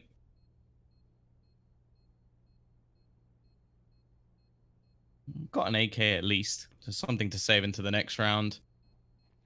And with the amount of loss bonus that they currently have, it should mean that they are going to be getting the AWP in finally in the next round. The thing is, it's starting to get to the point where it might be too little too late. Like, Prosto have the momentum. They're a team that are clearly fairly confidence-based. And AGO, well, their AWPA didn't show up earlier. Furlan going to be handed that second AWP as well. So this is as good a buy as you're probably going to see. Maybe there'll be an extra bit of utility or something later on, but if this doesn't work for XCOM AGO, then they really are in trouble.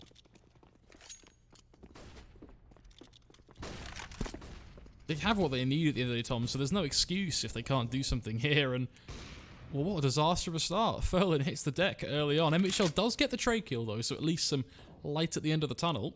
Looks like Ruby can get a kill here as well, as Waylander takes a very uncomfortable duel in VAPs. Not a huge fan of that peak. That puts Prosto now at a bit of a tough one, because not only man disadvantage, but no real way to get out to A here. They do have 2 smokes, but they don't seem to be putting them to use. Well, that really has only one option here. He can bounce the smoke for CT, or he can look towards a very quick jungle smoke, but the jungle smoke less than ideal. Instead opts for the more safe one, which is just to right-click it on the ground next to him. That does help him get out, but it doesn't help his teammates at all.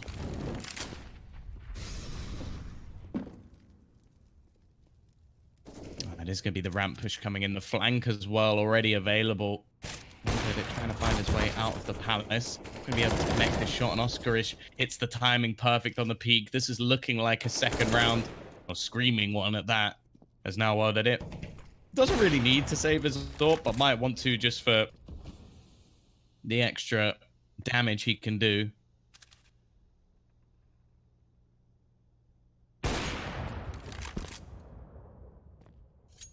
Well, in a 3v1, I think it is just going to end up being the save. Make sure the money stays beastly for Prosto. And while XCOM AGO are going to be taking themselves the round.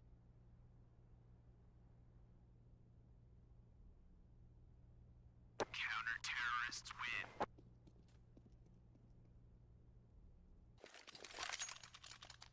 At least the start, Tom. Now they just have to do something with it. Keep it rolling. Wouldn't be the first time that we've seen some of these players bring things back. I think that only really applies to the likes of Groovy and Furlan, but still. I know we have the experience in them. That's where things might be a little bit tougher for Fiku, perhaps. Not really sure where he came from before this lineup. I would imagine he's probably played a few games, just whether it's pugging or whatever it may be that he's had to try and force something back, but it's completely different in a professional setting. Yeah, at least for now in the online stages, I think that he's obviously going to be filled with confidence. Playing from home a lot easier than once you get onto tougher terrain. But at the same time, I feel like a lot of the young players nowadays don't really seem to feel the pressure. It's just another day, another challenge. And I think he has the right players around him as well. Like Groovy, Furlan, have been around for a long time. Oscarish in recent times has basically been playing like decent LAN events. Like I said, the DreamHack Opens. I also think from like speaking to him very briefly that he seems like the right type of guy to help bring through young talent. Either way, it is just going to be trades back and forward for now. A 3 versus 3 scenario with MHL sat in the back lines. His trusty AWP yet to take too many names, and his smoke is going to be able to help him out. Furlan trying to spray through the smoke. The bomb is actually down in the connector, so this is something that still needs to be retrieved, and the CT side have it under their control. Groovy just going to be watching the window to try and stop anybody coming in on the flank, as Furlan looks to just hold on to the bomb. The thing is, the timing, I think, has got the better of him, but he does actually manage to still get a kill. Furlan, however, about to be surrounded. A nice shot from MHL may have just saved him here, but Demasik still going strong. Turns it into the 1 versus 1, and a missed shot is enough to give Demasik the clutch. Another double for him, and another round for Prosto. What a round. I mean, MHL has the opportunity there to have so much impact with the open CT. Not only does he give himself the angle to look onto the site if they got the bomb, but also just the position to look into connector. Unfortunately, the first shot connects, but the second most critical one is completely skew if, and that puts Prosto again in such a solid spot. Now 7-2, just pistols in play here, so potentially going to be seeing 8-2 as well. This is a complete role reversal from what we saw in map number 1. Yeah, this is looking far more dominant as well. Like, even though it was a very dominant first map, the way Prosto are going about these rounds is scary. Like, they're just out dueling their opposition. There hasn't even really been too much to talk about when it comes to XCOM AGO. They're just getting ruined. Demasik is on fire, and he's just one player that's popping off alongside the rest of his squad. The ace in the pistol round from Waylander was impressive, and the rest of the team are just running away with it as well.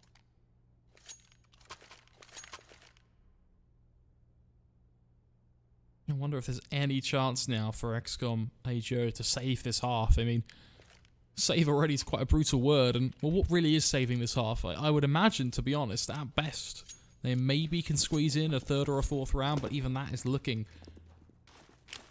like a tough mission at this point. If they want to do something, now is the best time to get it done. They have the full buy, and they're looking to get aggressive, so using their initiative, but unfortunately, Yakinda just says no thanks, shuts them down very comfortably, and MHL does get a trade kill, but again, likely too little too late. Fiku has to get this pick towards B, but Waylander doesn't check it. It's a couple times now we've seen the odd jewel here and there given up towards the B site, but he sold the bait most importantly, so despite a frag lost, they gain the site, which is arguably the bigger win here.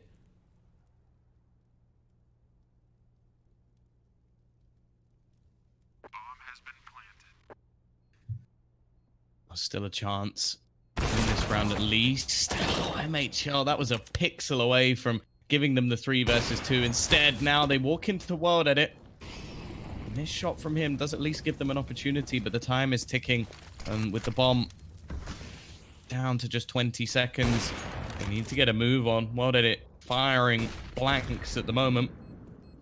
Just trying to make sure nobody gets onto the bomb, and I don't even know what Oscarish is doing there. I think he's trying to cover off Palace, but not watching in the right direction. They don't even know that Demasig is in exactly the same spot. I love those sort of plays.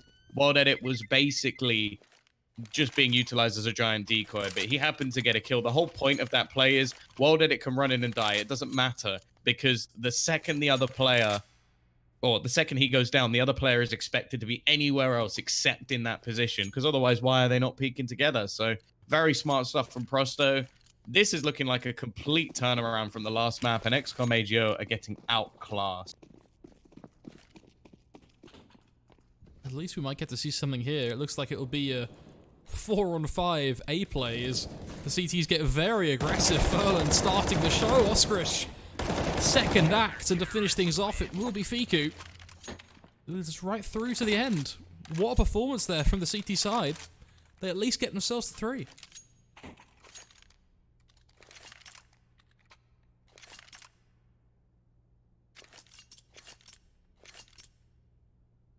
That's definitely a Hail Mary play, though. That's for sure. Yeah, this is something that maybe they need to do, but either way, we are going to be going back into the round. Fiku looking to try and get aggressive, and look at that from Yakinda. He's just run straight out onto the A site, found himself an opener already. This is just falling apart. This is already a 2-man advantage for the T side, and they're just taking this by storm. World Edit's now back in form, and everybody's falling for the T side. This is brutal.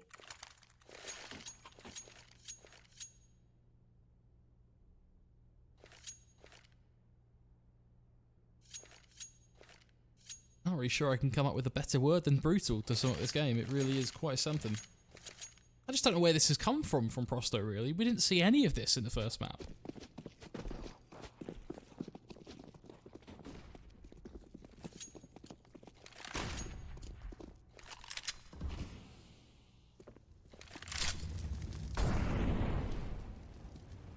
There is at least an upside here for the CTs. They've got MHL on the AWP again.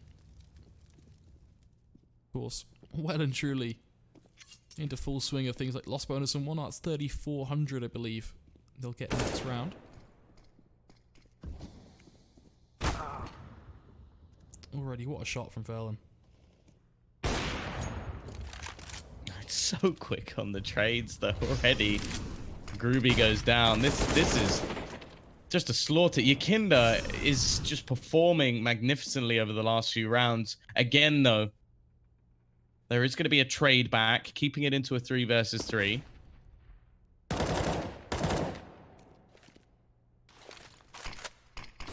There's a possibility now for XCOM AGO, but see you later, Oscar. Absolutely nothing you can do about that, and Yakinda has just gone nuclear in this round. This is exactly what I wanted to see from the Prosto side. Some of the young guns stepping up to the plate for Prosto, and now Furlan. I wouldn't even be mad at him for going for this. They're so far down, and World Edit closes it with a no-scope. He's been playing well as well. This has just been an all-out banger of a game for the Prosto players. Hitting every single shot. Confidence must be sky high. I hope this carries forward into Inferno, to be honest, because that could be a banger of a map. If both teams are able to clash in a way we've seen XCOM step up in map number 1 and Prosto here on Mirage. Inferno does tend to deliver some pretty good Counter-Strike. Not often we see very one-sided maps. Again, those trades though, Tom. I mean, you mentioned it in the previous round. It's the same thing here. One pick comes in for the CT side and Prosto just back at it, forcing the issue. That was clean from Nickelback. Warden is feeling confident as well, and it's someone I mentioned at the beginning of this match that he's definitely not been having the performances as of recent, but he has been killer in this game. And when he's confident, it's the same as any AWPer really. This guy just starts killing it. And well, Groovy left into the 1v1. Where is World Edit going? I guess he's just clearing all the angles to make sure he's safe to get a bomb plant. I wonder if he'll actually pick back up his AWP. It would be the all-out confidence play, because obviously it's a little bit more risky than just having this trusty FAMAS. But now with the bomb planted, he's looking to get aggressive. This is how this guy is feeling at the moment. He's peeking all the way into CT. He wants this Angel, knowing that he's there to win it. In the 1v1 against his Polish counterpart, who has not had the same level of performance or even close to one in this match. The bomb now ticking away. Only so many places that he could be at this point. And well, even just off the timing alone, he might have been able to win this round. World Edit just going to be patiently waiting in the corner, and an easy kill to close. 12-3 for Prosto on the T side. Ryan, you said you wanted to see them start CT side. How you feeling now? Because I'm glad they started T. Yeah, I mean, this has been quite something. I was kind of looking at CT side because I thought stability, right? It's going to give them an opportunity to focus on just playing their game, getting these site holds down, and just playing some fundamental Counter-Strike. But who needs that when you could just blow up on your T side? What a performance from them.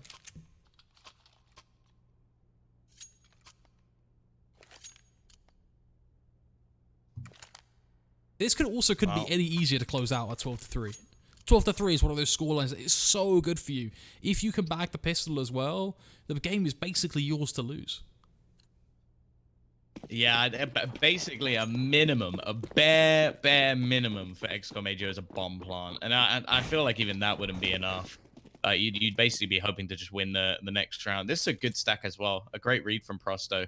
They've sent 3 players over to the B site early in the round. I don't know if this is an anti-strat or just something that a lot of teams do tend to do. The A site a lot easier to retake. They've got World Edit with their kit. Smoke's going to be thrown over to section off short. Obviously a position that can be quite difficult. Yakinda's just going in. Maybe a little bit overzealous here. There's still going to be 2 players. I don't know if they'll be expecting that close. Flashbang is spot on. And again, it's Waylander in the pistol round. He managed 5 in the last. Already netting 2. He can't get the ace this time because World Edit has already stolen it away. But Oscarish is going to put him down. And this has now come back into a 2 versus 2. In fact, Oscarish is not done in this match just yet. It's him facing off against Demasic. The 1 versus 1. Maybe even to keep them in this match, because if it does go the other way, well, I can bet your life they're going to be forcing into the next round off the back of this bomb plant. Demasic is the last man you'd probably want to be facing off against here. He's had such a good performance, and even jumping into the window, he's going to find the kill. Prosto, they've got their 13th, and even an easy spray just to rub a little bit of salt in the wound. That is a disgusting shot. It really is. Was that a jumping headshot in window, or did he just land in time? Either way, that's as tasty of a shot you'll find on a pistol round, that's for sure. And Waylander as well. Another double kill with the pistols for him. Clearly channeling his inner Dennis right now, as that's 7 kills between the 2 pistol rounds.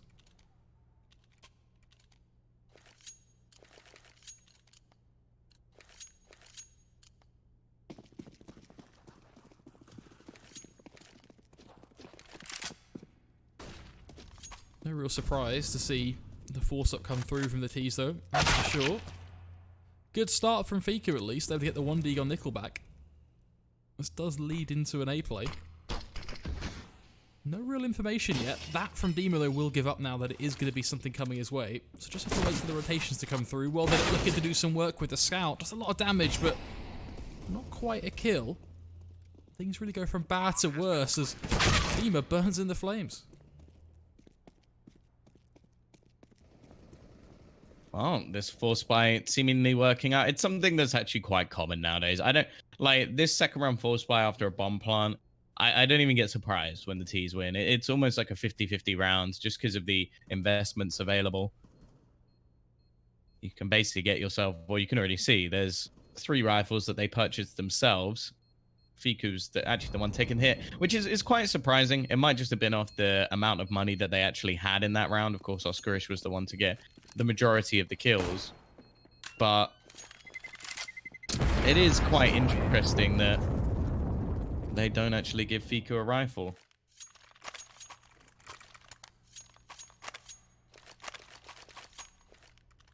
Didn't need it, clearly. Landed the open in one dig.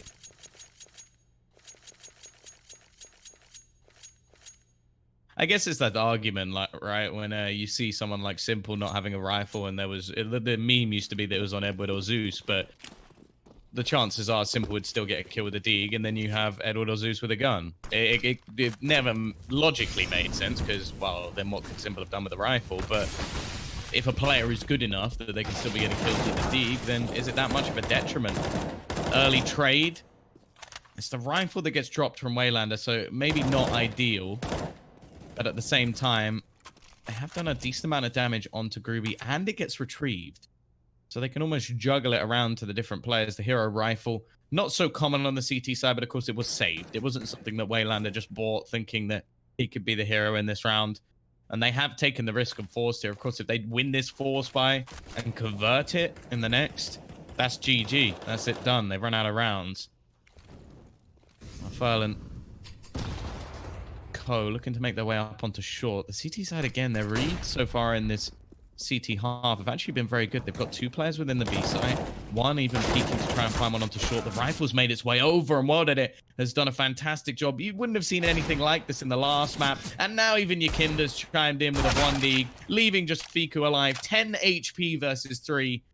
Now, a CZ in this scenario, normally, I wouldn't like it, but he's got to hit a bullet. A single bullet will be enough, and Nickelback has even retrieved an M4 as well. 30 seconds for Fiku to play with. This would be very impressive from the young Pole, but he can't quite do it. The break back again. The rifle, that has not been, that's not really worked, but Season-6 luckily will find an AK anyway, so it doesn't really matter. 14-4. This is the problem, really, for the T's. Even if they do link a couple of these rounds together and the T side looks good, it could be one of the greatest T sides. But you drop 1 or 2 rounds, and Prosto still win the game.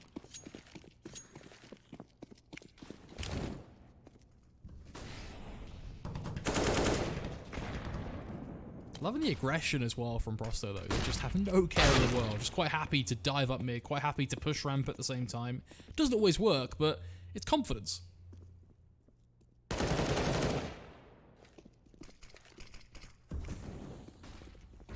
Well, this is working once again. It is the Force Buyer Wars, and the T's are seemingly winning this one. The thing is, with so few rounds to play with, Yakinda, he could end it here. The spray down, it's a little bit wild. Even still, though, they brought this back.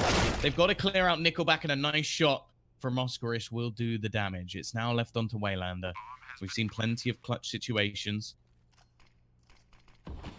We've seen plenty of big plays from Prosto in this match. This man's been at the helm of some of these spotted player crossing. I think that's the second as well, but couldn't quite adjust his aim quick enough. So XCOM AGO are going to bounce back as well. The issue is, though, that these sort of rounds for the T's need to start evolving into a streak.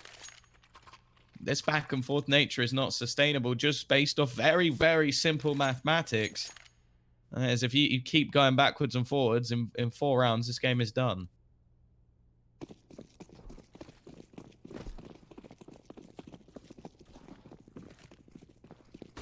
These are very expensive for these T-side as well, that's for sure.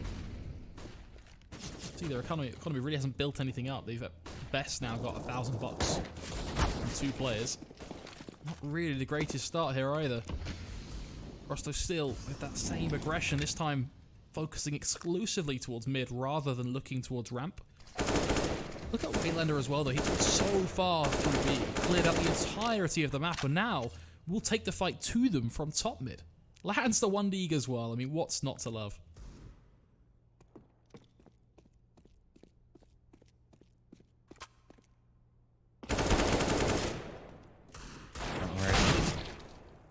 MHL, nice few shots off the back of the AK. Might have just kept them alive in this match for now. Waylander looking to try and make his way through on the flank. Timing might have just worked from him. Season-6 in an even better position. They should have this round, but it's going to be a miss. However, they line up, and it's perfect for Waylander. Nothing going the way of AGO in this scenario. 15-5. 1 round needed. And the T's, well, this buy is not going to be a pretty one. You could see that was going to become something, though, from when he spotted the back of them going into connector, just sort of slowly chasing them. It was very much a cat and mouse moment. In the end, it plays out so nicely for him.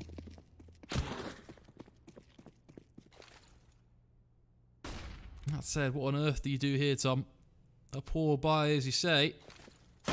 Just go for the contact out ramp. They don't have the weaponry to be making that sort of play. This is a complete disaster. Only Oskarish and Fiku remaining. Fiku hits the deck, leaving just one. It is done. 16-5. A decisive victory. I just can't believe it's really panned out this way, to be honest, but the best of 3 has been equalised. We are going to Inferno. Join us for more shenanigans in just a few moments' time.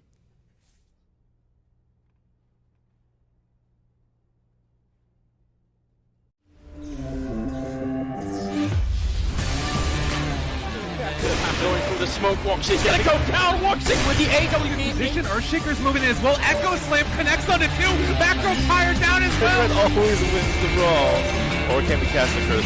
Oh, there we go.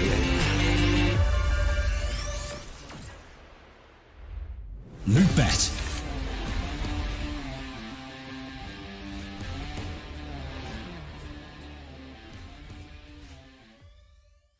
It's amazing how much I love betting on esports. It's so cool.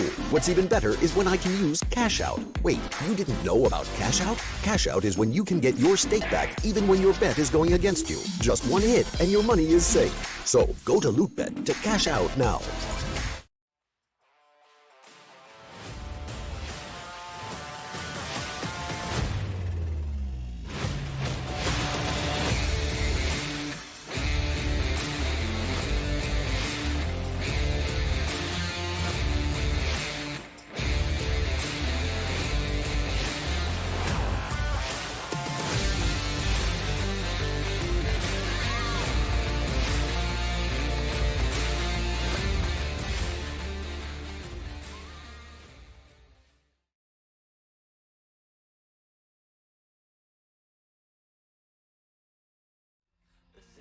Keep inside. I know I'll be alright. I'll fight with will and time. I won't lose my mind. I'm losing my mind. Everything will be fine. Know that I'll be alright. That I'll be alright. I'm losing my mind. Everything will be fine. Know that I'll be alright. That I'll be alright. I'm losing my mind.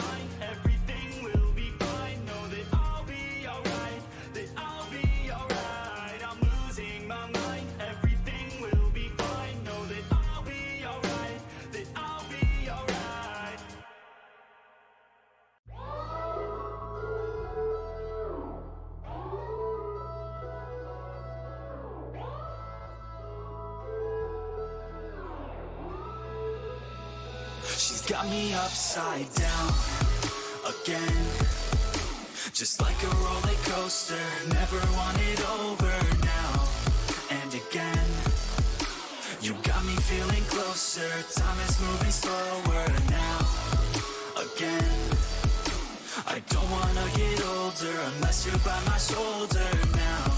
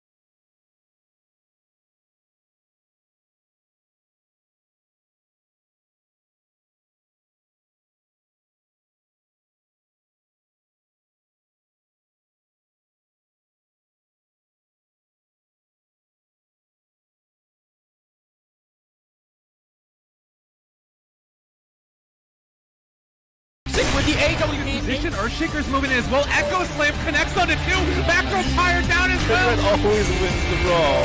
Or can we cast the curse hit? Oh, there we go.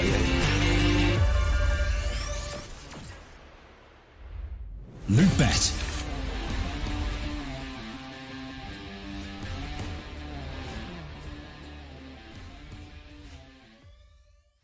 It's amazing how much I love betting on esports. It's so cool. What's even better is when I can use Cash Out. Wait, you didn't know about Cash Out? Cash Out is when you can get your stake back even when your bet is going against you. Just one hit and your money is safe. So go to Lootbet to cash out now.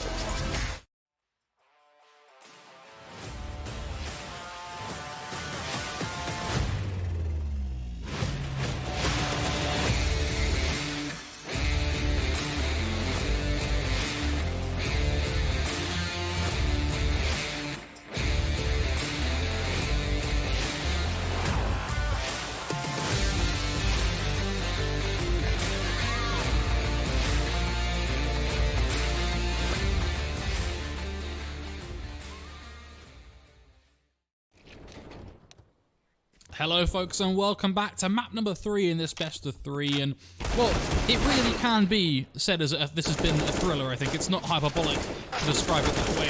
Prosto and XCOM AGO have delivered 2 very interesting maps, but Dust 2 Mirage aside, now we're here on Inferno. Tom, this couldn't be any more closer, I would say, because Prosto of course have showed us some real talent in that last map. XCOM AGO showed up on Dust 2. Is this going to be sort of something that's neck and neck, or do you expect Prosto to just keep the train rolling? I don't necessarily think it would just be Prosto. I just think it's going to be momentum based. Like, it doesn't seem like either team, at the moment at least, has the mental fortitude to pull back these matches. Like, once that game of Mirage got going, I said it about 6 rounds in that I already thought that the Prosto were going to win the half, and they dominated it. It didn't look like there was anything that could stop them once they got rolling. Now, there's been a bit of a break. It's a completely new map. The momentum basically gets reset. Sure, there'll still be some confidence plays over on the Prosto side, but I feel like AGO will have had a little bit of time to calm themselves down. It's a brand new map. They're not going to be thinking about what happened in the last one, and they'll be fully focused onto this. So I think it really is anyone's game, but I'm not necessarily sure that it will be close, just because we really haven't seen anything close so far, and it's not like the first map. Well, basically it's not like the team was winning even their own map.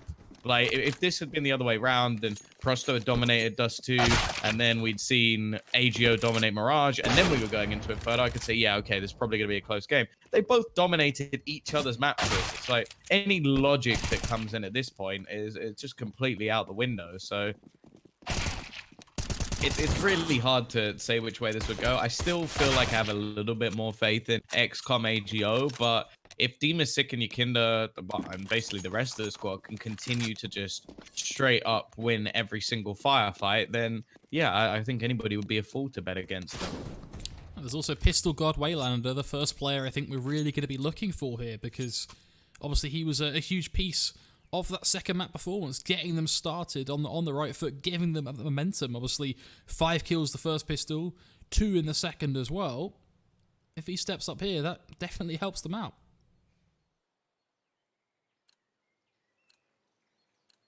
He's also not the player that you look for pistol sort of success either, which is more interesting for me. Like, I don't think Waylander go, oh, that guy's going to get a quad kill in pistol round. So really nice to see him sort of show up in that way, to be honest.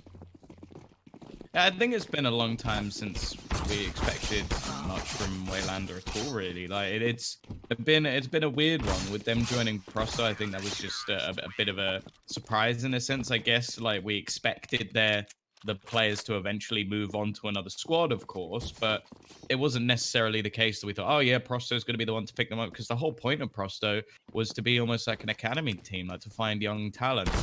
Now maybe you could argue that someone like Yakinda falls under that bracket a little bit, but the rest of the squad are more like sort of aged, experienced players who have been around for years and years and years. So it's weird to see the Prosto organization go in this direction, but at the same time, it definitely seems to be a bit more interesting than with the squad that they're currently running. The only issue is, like, you kind of hope that your more experienced players bring more consistency and more balance, but it almost seems to make this Prosto team even more of a wild card where they can get absolutely slapped on their own map choice and then somehow win dominantly on their opponents. Like, it's not really a logical thing that's coming through.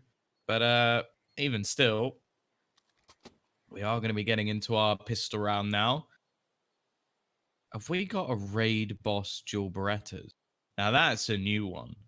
That's impressive. Nickelback has dropped over Julies to Waylander, so he is the ultimate form of a raid. That's like Exodia. They've just combined all these pieces together to turn Waylander into a god. I really hope he does well with these now, because that would just be so fitting. It really would. I imagine. I don't know. Banana.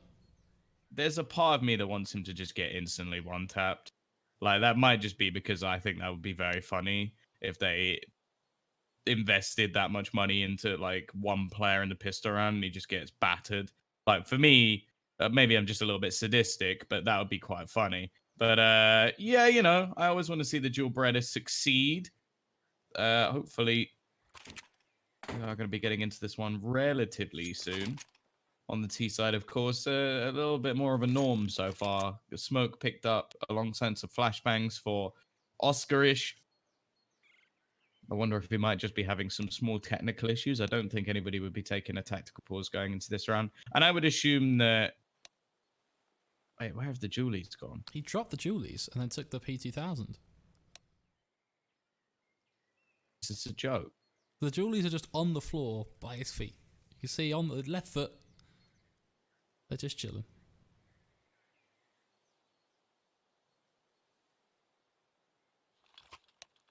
I don't think they just leave the Julies, do they? Surely. There's no way.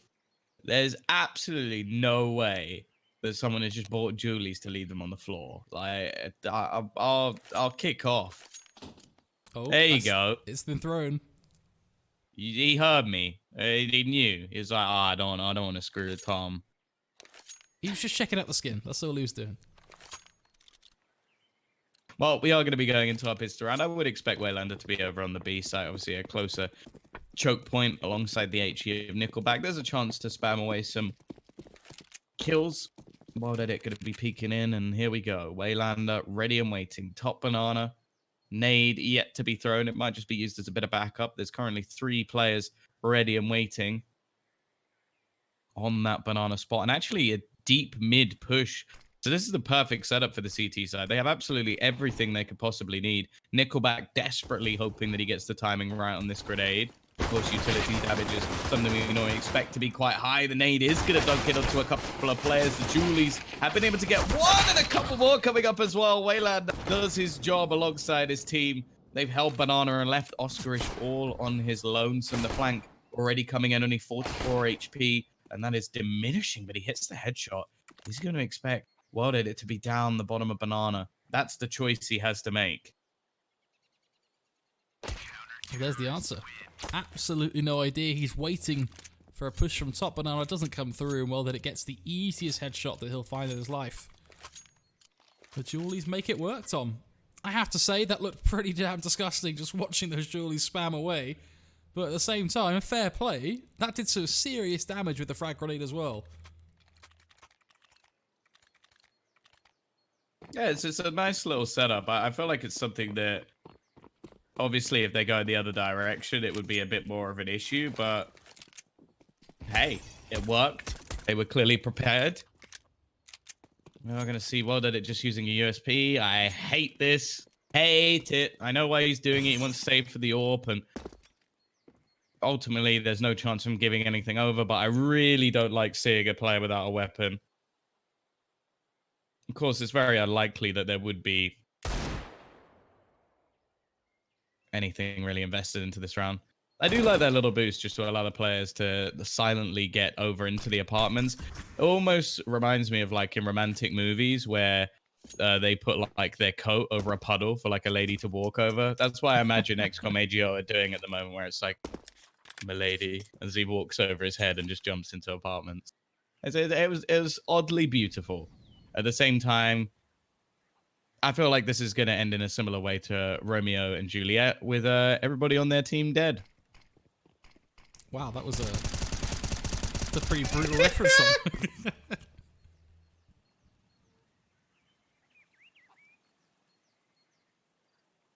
Not the greatest of starts, unfortunately, for the T side. So perhaps you may be spilling the truth here. The flank now secured as well. Basically makes Waylander redundant in this round. He could quite literally AFK on his keyboard at this point, and he would have 0 impact.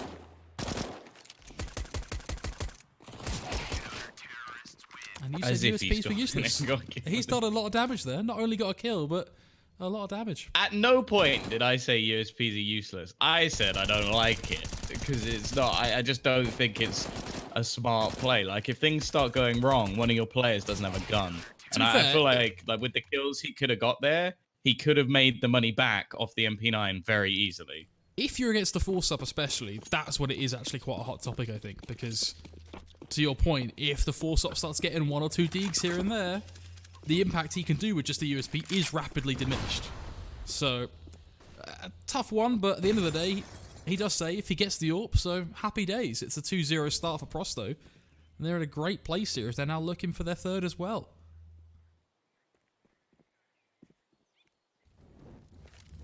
This is what they need on the CT side of Inferno. Make sure you get the finances rolling as soon as possible. Allows for the utility. It is going to be an early trade. Well that it flashed off the angle. His AWP managing a kill. The trade's coming back and forward with the T's losing players. Demon's sick. This is an aggressive play to make, and it's expected. The T's are ready for it, and that's going to give XCOM Major a man advantage and, well, basically a 1v1 on either site. Yakinda just going to be passively playing B in World Edit. Well, let's see how much that AWP can do. First kill to his name. The second comes in as well. And while this AWP has been worth the investment for sure, as he now sits with 3 kills and only 1 man left. MHL with just 23 HP, somewhat stuck in the mud. It's the dirty dig that just needs to hit. Even a leg shot will do the damage. And they're going to be rotating in and pops his head. Prosto will convert the round. They get a free AK to upgrade as well. And the T's not going to be too happy with the way this one started. Well, that it has to be given credit there. Not just because the first kill, but look at this play here. This is a very tough angle for an AWP and is quite untraditional.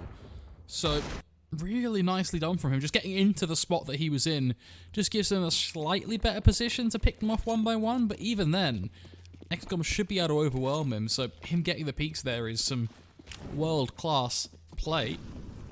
And it gets them 3-0 most importantly, so that momentum we're talking about, Tom, really starting to show its face now. There's obviously 3 rounds on the board for the CT side. Can get themselves a 4th here as well, unless shenanigans ensue. So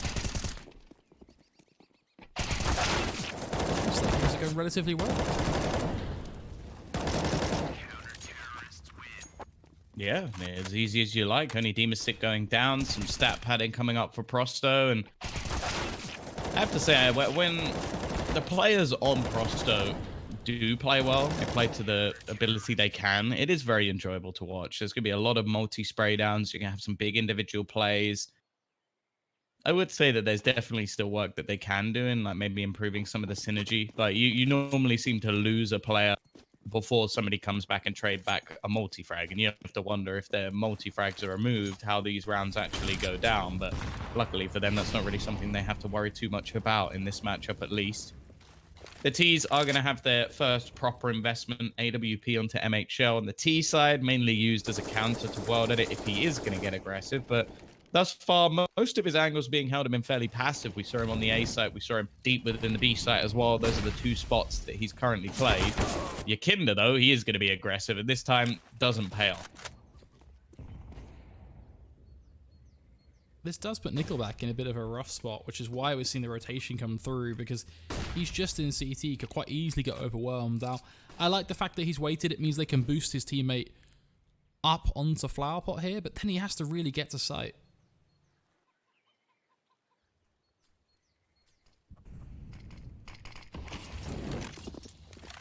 Smoke going down will give maybe a little bit of a gap. Actually, a bit of fair gap, and they're going to go straight through it. Not spotting anyone on the other side. Nice trade back. We'll keep them into a 4 versus 3, but Season-6 still in the back line. But they don't have a smoke, so they have to peek in toward it. Luckily, MNHL is going to hit his shot, and so will Phosphorus. Once again, a triple for him, closed out by the AWPer. And XCOM AGO have made their way onto the scoreboard. A costly round for Prosto for sure, but not costly enough to stop a bye coming up in this round.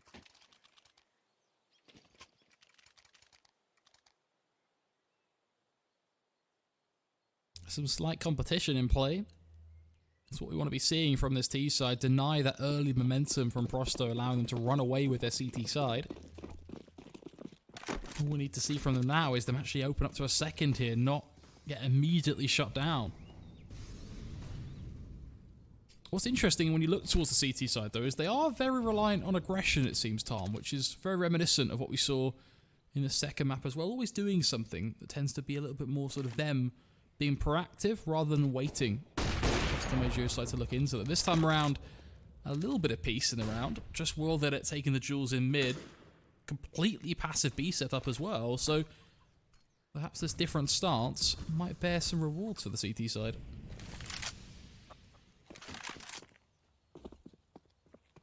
I think maybe XCOM AGO expecting aggression, and so they are going to spend a lot of this early round portion just waiting. Still a minute left on the clock as they do now begin to take upper banana control. It's not being contested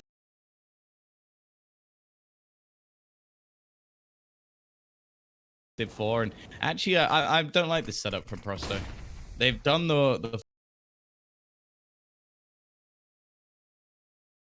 4-man gamble over, but they don't have a player aggressive enough to actually deny this push. Like Yakinda would have to pull off something absolutely crazy, and I feel like in the next few seconds they need to rotate someone over, which they will.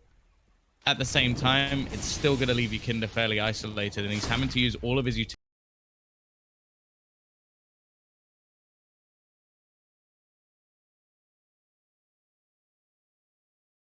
just to keep himself from being killed. Luckily, in the meantime, there has been the push in, but he will go down.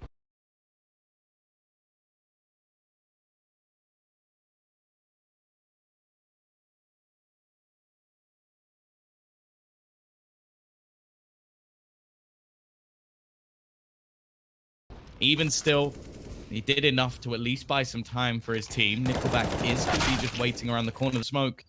This now becomes a 3-rotated, all of their squad in time. However, retake Playland are going to be left all on his own. There is no chance for him in this round. And with finances now a bit of an issue, just going to be looking to save. I'm a bit curious as to what he was looking for. Perhaps a nade. Maybe thinking they would just throw a nade over the roof. Maybe he's been playing too much Valorant and was trying to call in one of his ults. I don't know.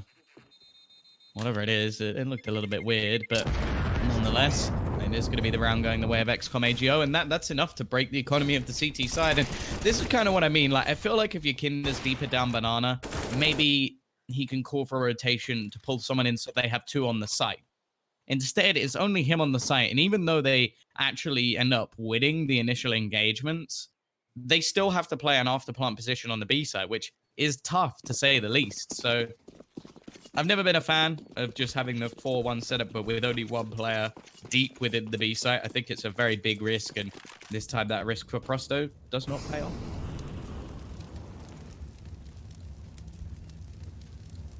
Pistols galore. That will be the round this time. Waylander does start things strong as Yakinda looks for an opportunity, but so much distance, doesn't even get shot up in the end, and well that it's charging forward.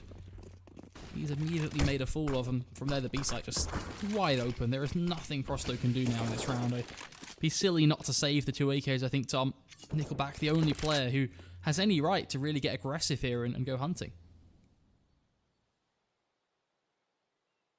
Yeah, this could be considered a win, if anything, with the amount that they have managed to keep into this round. It's still will leave them in a bit of an awkward spot, but with the 2 guns, they'll actually have a decent buy. Like, Season-6 was the one that had a bit of an issue when it came to his finances, because 2400 would have left him with just a rifle. So the fact that he's able to pick up an AK would mean that the full utility belt can be bought up. I wonder if Waylander may even be able to drop over an AWP to World Editor, which that could be a big difference maker. Although they do have to be careful not to throw any of these guns away. Of course, Nickelback can risk it. A CZ, it doesn't really matter too much. But Season-6, he needs to be getting out of there.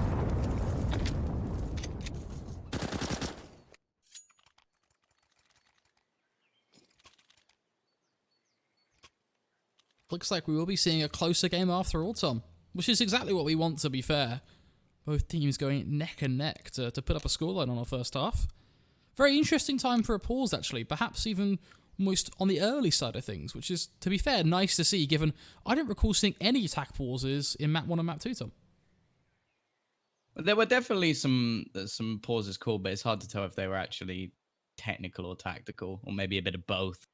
But yeah, I definitely think that it's a good idea to call pauses early. Like, you have 4 normally throughout the map. Like, why not use them? As you might as well if you think something needs to change. And for the CT side, they were bombarded over the last couple of rounds, so maybe it's them that's called it. For the Ts, it's still a pretty high pressure round. Like, they're giving away a couple of guns is not ideal.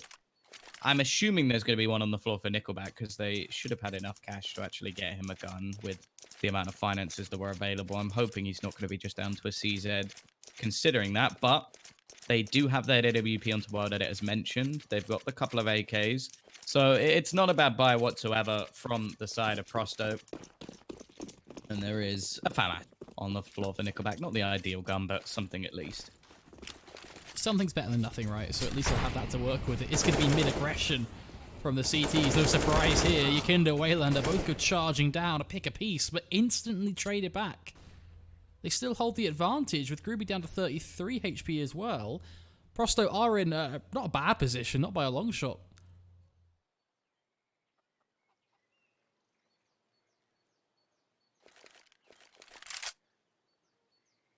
Oh, into the apartments they go. Sick in the pit. This should be fairly easy for him. They'd have to hard pre-fire his angle, and he gets given a headshot spot for free. With the bomb making its way in that direction as well. He's actually going to reposition. And while he's even got an AWP to support him. Much better stuff once back onto the buy, and this leaves Groovy. I guess you save. You're not going to get much loss bonus. Could at least try to reduce the amount of money your opposition has, and they do have the finances to buy into the next round anyway, so he can opt to risk this if he really wants to. The fact is, there's only actually one player waiting on this B site, but it is Yakinda. And I'll be honest, I don't really expect him to miss versus a player that only has 33 HP. Yeah, it should be pretty easy kill for him to find if the opportunity arises. But talking of opportunities, that right there is a pretty costly one. Groovy picking up the AWP, that's going to be a huge boon for this T side if he can get away with it.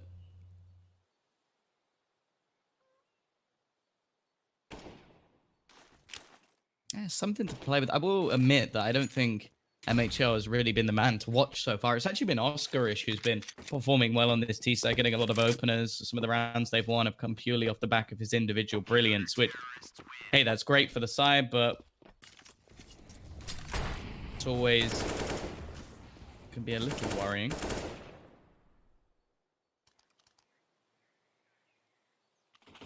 5-3. We are going to see now full investment in for both sides. Still, actually a bit of extra cash available thanks to the AWP save for the T side. It's not ideal going into the next round if things don't go right, but if they do manage to break this one back, there's opportunities. And here is MH. Oh, he spotted someone over the top. But he's not going to be able to connect the pixel shot and has to be careful that he doesn't get overwhelmed here. You don't want that AWP going down this early into the round. It's interesting that he's leading the charge on this banana play right now, though. Typically, after that first shot goes off and it doesn't connect, he backs away and kind of lets the big boys come through with the AKs, let them do the work. So, nice to see that change finally come through. They're a little concerning to see him sort of taking the first duel. Don't mind the shoulder peek towards CT, but as you can see, there is a rifle waiting very patiently in the form of Yakinda, just hoping that duel does come through. So, XCOM AGO slow things down completely now as they give up B and start looking elsewhere towards A. And this means that it's going to pull a rotation back. You can see Prosto slowly maneuvering Demasic in towards that A site, but it was just for that reason. They wanted to pull one back. I think at the back of the site as well, we're going to see the boost in from Prosto. This is normally more of a one and done position. Like, it will only ever work once. Yikinda should get a kill and then fall back, and that's basically what they're hoping for. A Molotov into the back corner could actually cause some real issues here. But this spot, it's normally one that's expected. There's the one. Yeah, and that's it done. Now Nickelback alone at the back of the site. He's going to be able to get a second kill, and he is burning down that clock. He's wasting so much time, and there's only 10 seconds left. It's done. They've had to give up on the round because of it. Good work from him. A 6th round onto the board now for Prosto, and they're looking to string things further into their favor. They really are grinding those rounds together now for the CT side. It's this position, perfect as you say, but completely just one and done. The saving grace is that his teammate gets the frag on the player pool. If that kill doesn't come through, then I think you're looking at a different round, to be honest. But thankfully, a combination of the pool kill plus the time just being so low as well because of the double rotate towards A, then back to B, just gives them nothing really to work with. They have to back off. Benefit is they did save some weaponry and money wasn't horrendous, so they do get another full buy back into this one, but they've got to be careful. Yikinda very aggressive. Smashes face first against Oscarish, and well, you can see the result. Instant headshot from the AK. Ooh, he's been caught with an aid in hand, however. Demasic will be able to pick off another. Now Waylander and World Edit, they're out of this one. I'm not even sure why they're even taking a peek in that direction. There's no way that they get back into this round. The CT money's good enough to buy into the next, especially with World Edit's extra cash, so just save those guns, but I like the change of pace from AJO. Just a brute force round, trying to get up in the faces of Prosto. I think that's always going to work better against a team that does seem to rely quite heavily on, like, as said, some individual brilliance, because a lot of the time you're not going to have somebody as quickly to trade as maybe would with a better team. I'm not quite sure how Waylanders managed to go down there. That's more of a problem as well. Just that extra gun being dropped. It might not have too much of an impact because Demasic can still buy and drop.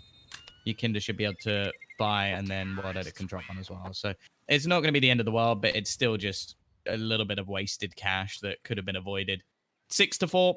Prosto's still comfortable, but we now get to see whether or not XCOM AGO can actually streak a couple of rounds together, or if it is just going to be another case of winning one and losing one straight back. The problem is the way that they're playing the rounds. You mentioned, obviously, the aggression catches off at a Prosto side because of their individual ability. You can see the way the CTs win their rounds is through players getting crazy, pushing Banana and so on. So those are great picks for this T side when they're doing things like rushing B.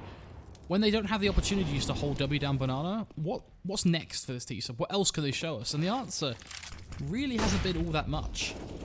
Perhaps something can work out here. They seem to want to retake top Banana, but it's a little disjointed. Yikinda gets a kill. If he escapes here, that's a huge failure for the T side. And well, there you have it. Completely withdraws. He should never be able to get away with that.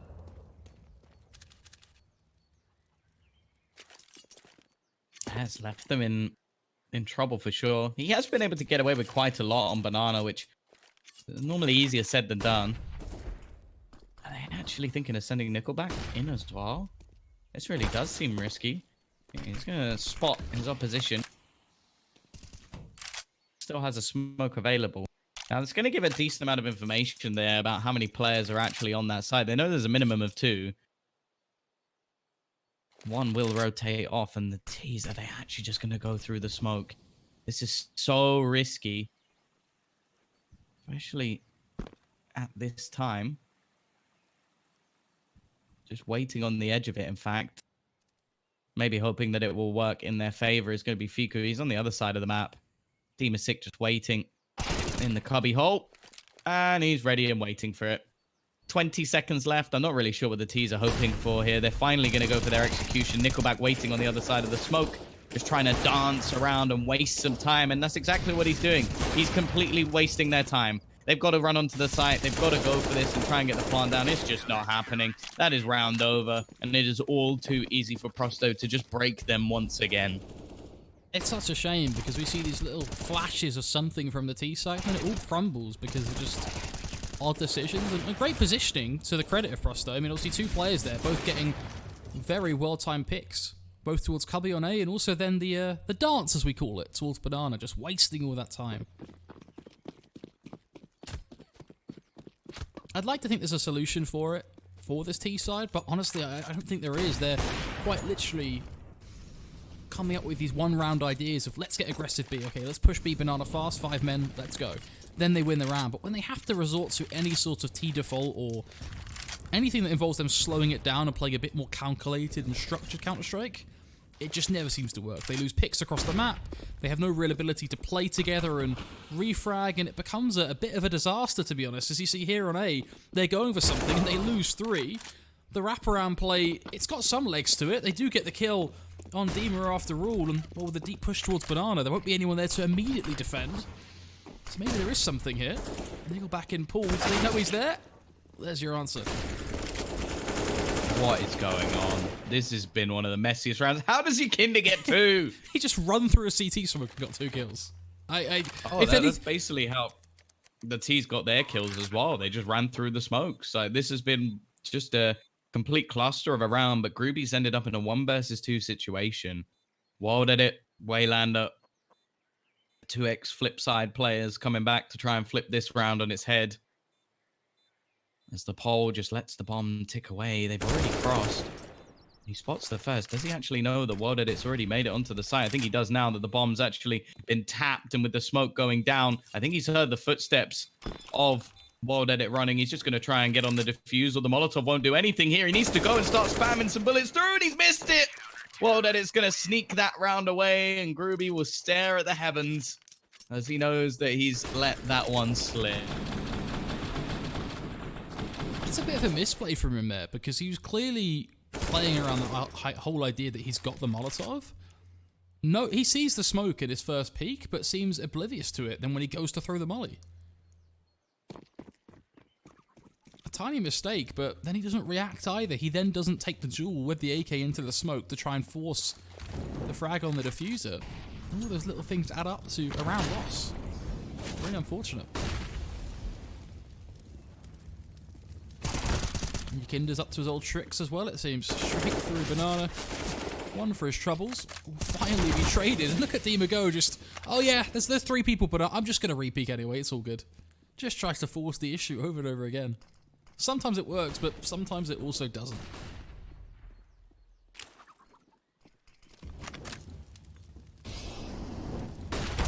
Back. Flashbang actually helped him out, but still not going to be able to get the kill, and I think this is just looking like a save situation once again. Seems like these B site hits are very hit and miss. They either work wonderfully for XCOM AGO or they end in tears. This time, wow, they've survived with 4 players left, and it's the same man again. Like, credit has been given to Oscarish for his ability on this T side. He is one of the ones dragging them through, kicking and screaming. Another 2 kills into that B site hold. I think that also sort of shows testament to Kinder. Like, if he doesn't get a multi-frag, it seems like that B site folds in 2. Nonetheless, they are going to keep a couple of guns up. The money's really not great, though. Again, World Edit's going to have to be the one to bail out at least 1 player, but then you have the choice of like investing into some SMGs or some pistols on the remaining players.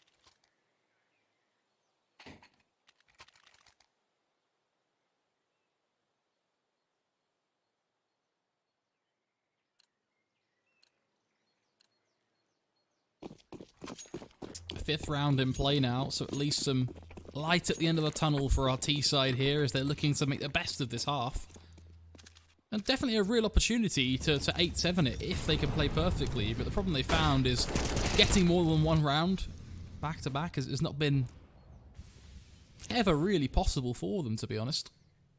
And already a poor start, losing Furlan in the first 10 seconds or so. Kinder. What a surprise. Aggressive down Banana solo. And gets the pick. And beats out MHL with the AWP. He should have no say in that duel at all. But he just keeps on going. Straight W, straight down mid. Eventually found. That is ridiculous. Kinder's playing lights out at the moment, and the thing that I want to give credit for Prosto is that there doesn't seem to be a leash on a player who is performing well. Like Kinder is basically given free roam to challenge Banana in any way he sees fit. Now, sometimes that can leave the team out to dry a little bit, but when it does work, he absolutely dominates. And at this point in time, that's what he's doing. He is wrecking face. He's making things very difficult for anybody on the other side to play against because they can't beat him out in an individual duel. So unless you're going to send all of your players towards Banana, which is one of the ways they've been winning rounds, the players that are there, even if there's 2 or 3, they're no match for this man at the moment.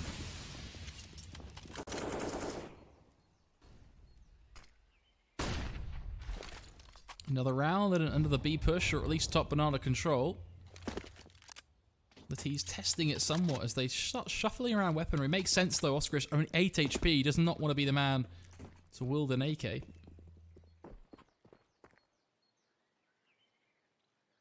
Looking like we are now going to see a bit of pressure applied to mid. That's where Dima can really come into his own here, of course. He's got support from short, but they're pretty far up on site, so Dima really is the early warning system here that can let them know really what's coming. Especially given they're coming his way and no one checks for him.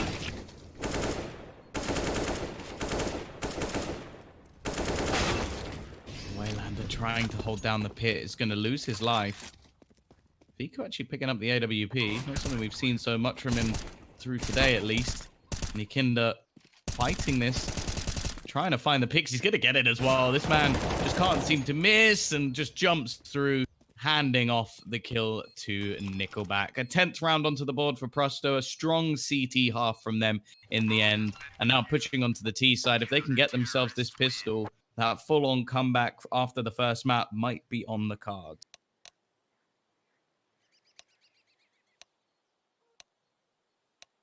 I'd like to think there's a chance. We're really going to have to see. I think the pistol, a key piece of it, to be honest, because this has been, for the most part, very momentum-based. As you can see on your screen, literally it is 1 round, immediately lose 2. 1 round, immediately lose 2. They're only able to streak 3 together. That's got to be something that we see, well, hopefully resolved in the second half. Naturally, it should be a different story, given that they're now getting to play a different side, but they're going to have to do more here if they want to close this one out. Definitely hasn't been a great performance so far across the board. As said, it's mostly been Oscarish. Like the rounds that they won, it seemed to be off the back of him able to get a fair amount of entry kills, which is not something you can really rely on as much on the CT side. They're going to gamble stack B completely, though. 4 men looking to try and play down Banana. Now, this is going to mean there's going to be a hot flank at least, but for now, it's going to be a retake. Already just pressuring onto the actually. This is interesting. If they manage to go for the wraparound, they could head right back into the B site, and I think they've heard all the footsteps. This is as good as it gets. It's a stack on B to start, but now the T's are going to have it fully under their control, which is the site that basically XCOM AGO didn't want to give up. They don't have a kit, and they've got to find all 5 kills in a matter of 30 seconds. This is a disaster round for the CT side, to be honest. They've played a dodgy game of cat and mouse as they try and get close now. Even a chance at retaking here. Wonderful crossfire setup, has to be said. Prosto in the right positions. The only player to give them a duel is Yakinda. As they do start to make their advances. So far, so good for the T side. They trade away. Well, that it will hit the deck, as it leaves just Dima and Waylander now to do it all themselves. Running out of ammo, not the best, but MHL becomes last man standing. He's just going to try and get on the defuse, bait him out, but it will not be enough. Prosto just used the man advantage to get this one done as Dima finishes things off. Yeah, I think it was more done by the time that bomb was just ticking too far away. And it was a nice attempt considering the situation, but ultimately I wasn't really in doubt that that round was going to be going the way of the side of Prosto. So they've got their pistol. The CT side, they're going to risk it for a biscuit and invest in themselves. It means that going into at least the 4th round of the half, they would have a 4-bite, even if they lose this one. But at the same time, by that point, they would be very far down. If they lose this, that's a 12th, a 13th after the eco, and then they'd be fighting for basically the match. The Kinder currently right at the top, 17 and 11. It's been a decent showing across the board, in all honesty, but he's definitely been the star performer. And then on the other side, well, you got Oscarish right at the top, and then MHL, the only one close. The rest of the team, very quiet performance, and Fiku, the youngster, clearly having a few more issues. Now, I think that's more understandable. When you look at the last two maps, more individual-based, more skill-based. This one, more focused on rotations and utility, and it's, well, easy to see why the youngster might be struggling a little bit more.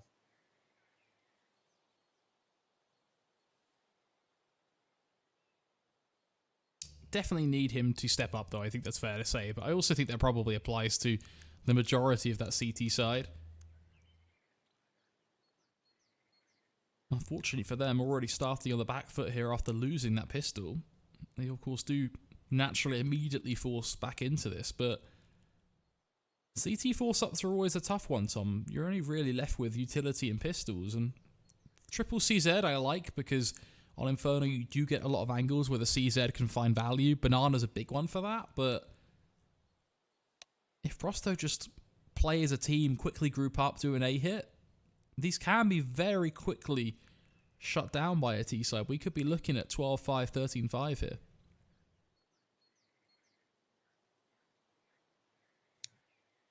Seeming like XCOM are going to have the time to talk through what they're actually going to do in this scenario. The T's fairly heavy in on the rifles. Interested to see what Waylander actually ends up buying, because he's only got a Glock at this point in time. No head armor. I would assume that that's going to be upgraded into maybe an SMG or something. He's actually just going to go with a pistol again. We'll see, because that leaves him on a level playing field with some of the other players on the other side. Again, maybe just someone who doesn't really like the SMGs, but you almost feel like it would be better to just give him an AK then and hand over in the next round. Banana is going to be fought for. A little bit of damage done early on, and a smoke going to be thrown out by the CT side. Deny any presence, at least, onto Banana for now, but the T's definitely looking willing to challenge it.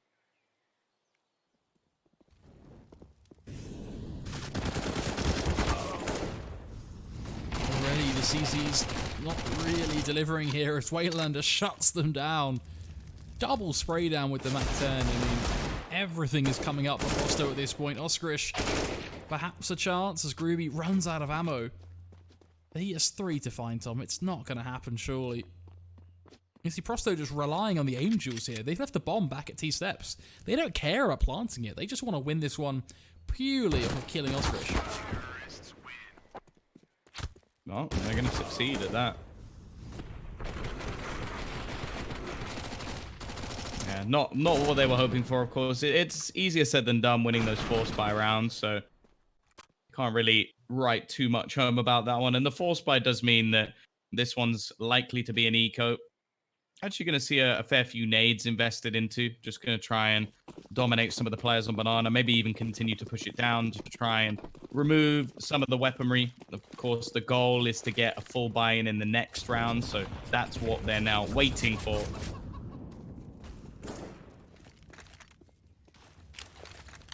Unfortunately, the nades really haven't done as much damage as they were hoping for. A patient Prosto's side are now going to just start to dominate the map control that they had previously in this round. Of course, this one should be a very easy round for Prosto. It seems like the momentum has continued on for the previous map as they're looking to, or maybe even find as good a scoreline as the last. And while the CT side, unfortunately, have decided to gamble stack. That's really nice. See you later. That's already going to be 1 kill. And they've now realized that the A site is completely clear. So Prosto, 13th round, as easy as you like. But the next one is where we will actually get a purchase. An AWP, plenty of rifles coming up for XCOM AGO. But that's where they need to start their fight back. There isn't really going to be another chance on them either. They will have to show some sort of life in that next buy, Tom. Otherwise, a 16-5, I'd argue, is almost guaranteed.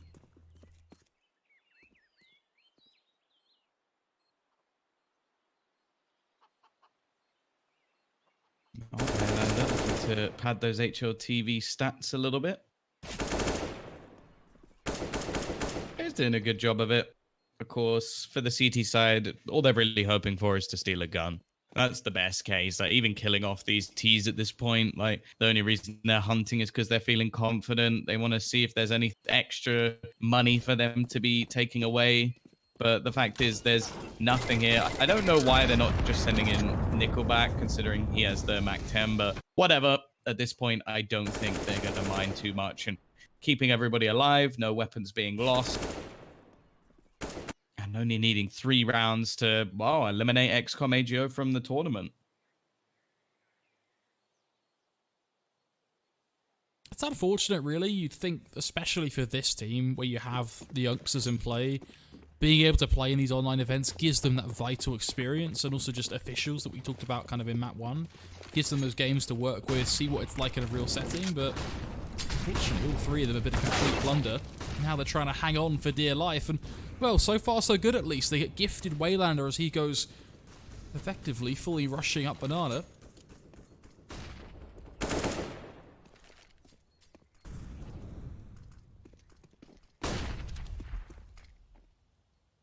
Prosto will show a little face towards long, but nothing really going to come of it. MHL decides actually to get aggressive, which does bear some reward.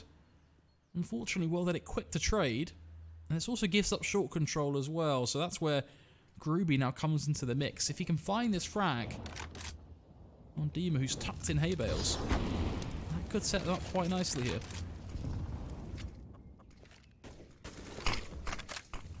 Already, though, it's going to be Dima sick. Managing to pick off one. They know that there's a man still in the pit, getting dinked downward. It will close him out. Groovy unable to stay alive, and you can see the remaining CT players have already made the executive decision just to save their remaining weaponry. Oscarish and Furlan hoping for something in the next round instead, but this is looking more than over. Of course, for XCOM AGO, this is a new iteration of the team. I have to say, I'm still surprised they didn't keep the old one. It definitely looks like a better squad, at least for now, especially going into soon to start the road to Rio. It has been said, though, that the relegation now for ESCA MDL has been delayed. So that could work in their favor. If they think that this roster has more potential than the last one, they will now have the time to practice. Of course, I'm sure there's plenty more online tournaments that they can look to try and get into. So it's not the end of the world for them. At the same time, it's almost like the saying, you don't know what you got till it's gone. Like this was the team that managed to get the 1 and 2 spot, 1/2 spot in MDL, meaning that they are playing for a Pro League spot whenever that comes about, which will probably be in a few months, so they'll have the time to practice. But to do that and then change your team, I think it throws questions into the mix of like what was going on behind the scenes rather than what they were actually managing to achieve in the server. Because no matter if those players didn't necessarily put up the highest numbers, if you're winning matches, I don't think that matters. Winning events is all that matters. It's the trophies that count, not the stats at the end of the day. That said, more weapons in play here, so a round that will be far from a write-off for the CT side. They played the last short play terrifically.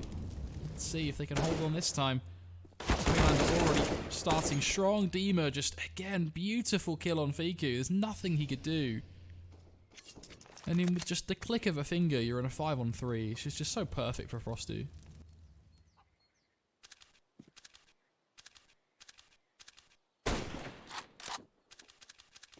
Only a scout for MHL. Still a couple of low players here. A little bit of luck could go a long way. Unfortunately, it's going to be mainly down to the man on site. Groovy once again about to come under pressure. He gets a little bit tagged, but it won't matter. Still, the trades come back. Everybody but Nickel back on a frag now for Prosto and Furlan. 1v4. Again, at this point, I wouldn't even mind if he went for it. Like, they're so far down. Why not try and pull off a miracle? Get something at least for your highlight reel that you can put on YouTube. Tweet it out. There's one. They were actually hunting him maybe a little bit too much here. Waylander just going to be trying to delay. to get his teammates actually back towards the side fell and waiting for this push. There's the second as well. Both players were low. He had an opportunity there. Unfortunately, nothing going to come of it. Yeah, definitely not a great position for the CT side to be in at this point. I think this one is pretty much done. Of course, you mentioned, obviously, many more online tournaments to play. The AGO side, unfortunately, right now, are not actually playing in a huge amount. There's a couple things upcoming for them. The big one to watch for the next few days, folks, if you are interested in following this roster, is going to be the second edition of that Home Sweet Home Cup. They have quite an interesting group. Not only do they have Smash, who we've seen this tournament on, but they've also got Big and Singularity, so perhaps more opportunity there for them to get some trained best-of-3s under their belt. Looks like they're going to hold on for another round here as well, as they do batter the T-side down mid. A quick last stand, whole W down mid job seems to get it done, but Dima and Yakinda not actually going to end this one just yet. They do get a couple trade picks, but unfortunately now it's just Dima. It's 1-on-3, not going to happen, so Exclamation live to fight another day. Small lifeline might actually give them an opportunity at a better buy. And the T's, they're not amazing on cash. There is some potential to at least try and turn this one around. Of course, they are still very far behind, and it feels like at any moment Prosto could just step up to the plate and win this game. Looking like they're going to challenge for Banana once again. Full apps presence actually taken by the remaining CT side players on A. Steam is sick. It's going to be waiting. Now I don't mind this as an idea. The only issue is rotation to the B site would take a very long time. They're actually going to start pushing. They're going to try and get in on the flank. I do wonder if they'll be a little bit too late without starting to run. Although the T's are only just making their way up the top of Banana. There's still a decent amount of utility available as well. Berlin looking to try and get his flashbang out his core. Oscar, he doesn't even get the one. Waylander gets the entry ready for that position.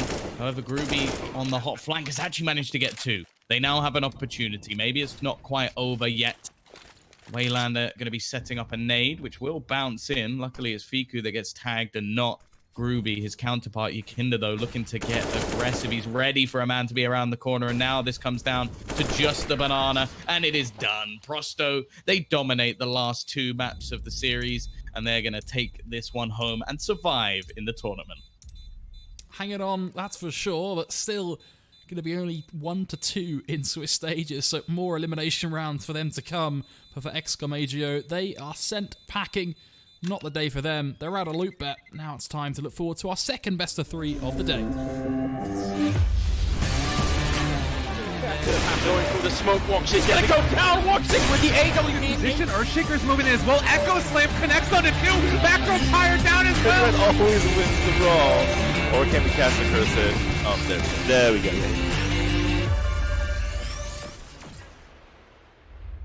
Lootbet.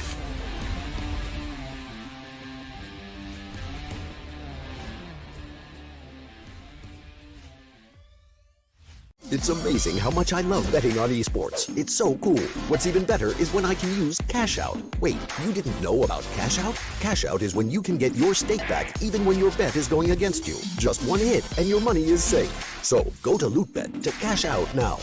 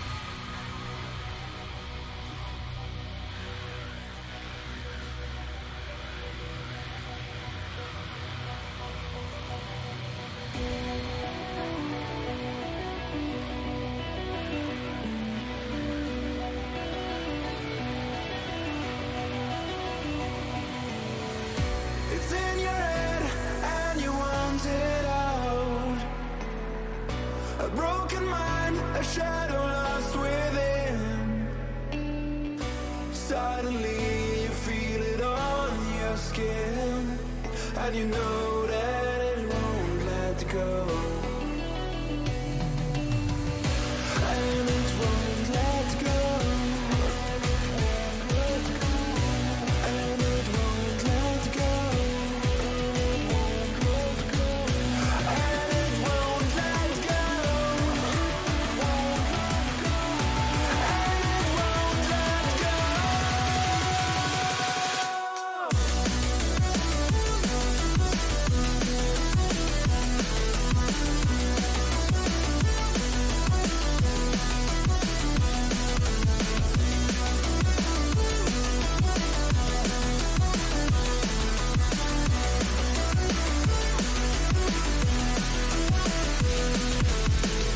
It's in your head and you want it all.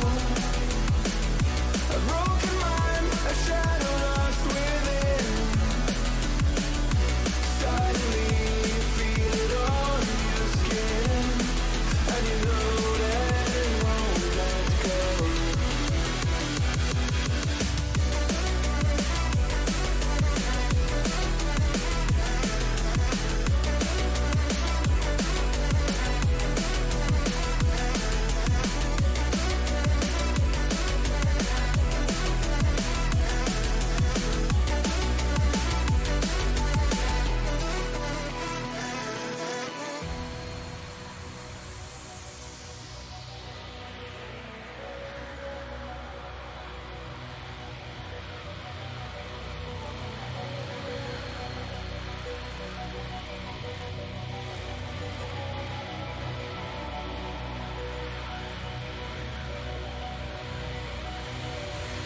And it won't let go.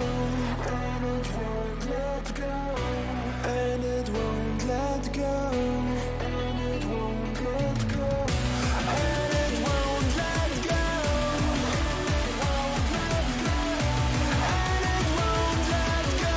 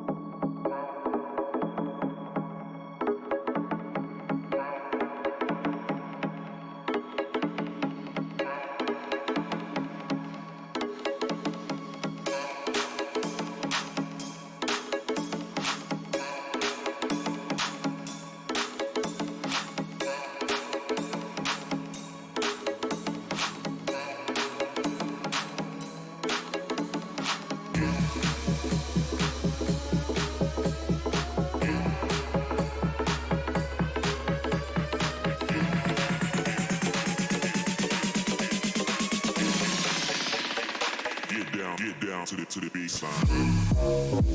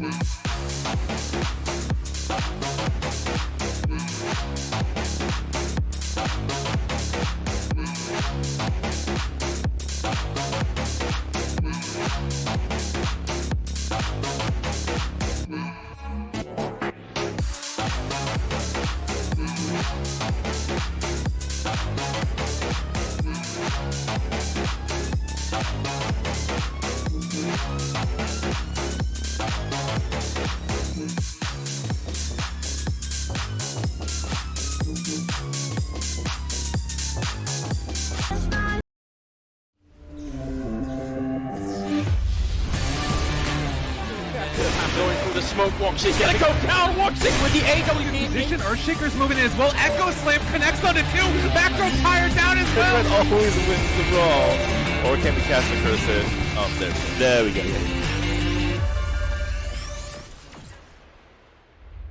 Lootbet.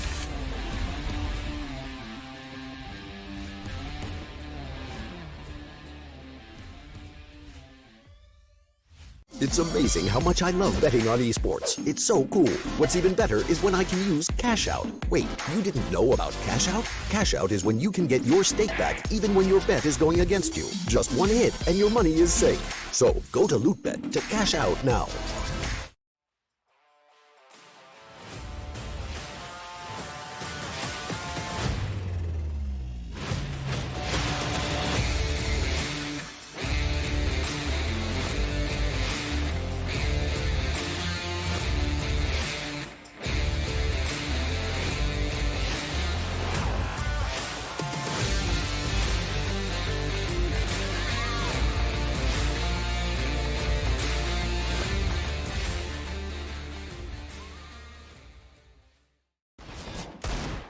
Welcome back, folks, to the best of three we've all been waiting for. It's Heretics versus Sprout. And Tom, this one is going to be an incredible best of three, I believe. You've got two very well-matched teams who are both on very good form right now. Yeah, I think this is going to be definitely the best match that I've casted in Lootbet so far. I would be surprised if it wasn't. We got two teams, two of their best maps coming up for the first couple of the series, and then a decider of Nuke, which should be very exciting. Obviously, Sprout's statistics were slightly damaged yesterday playing up against their German counterparts in the form of Big, but up until that part, they had a 13-match win streak on Mirage. Pretty damn ridiculous, especially considering it was, I think, all online. They're definitely looking like a team in form. And then on the other side, Heretics recently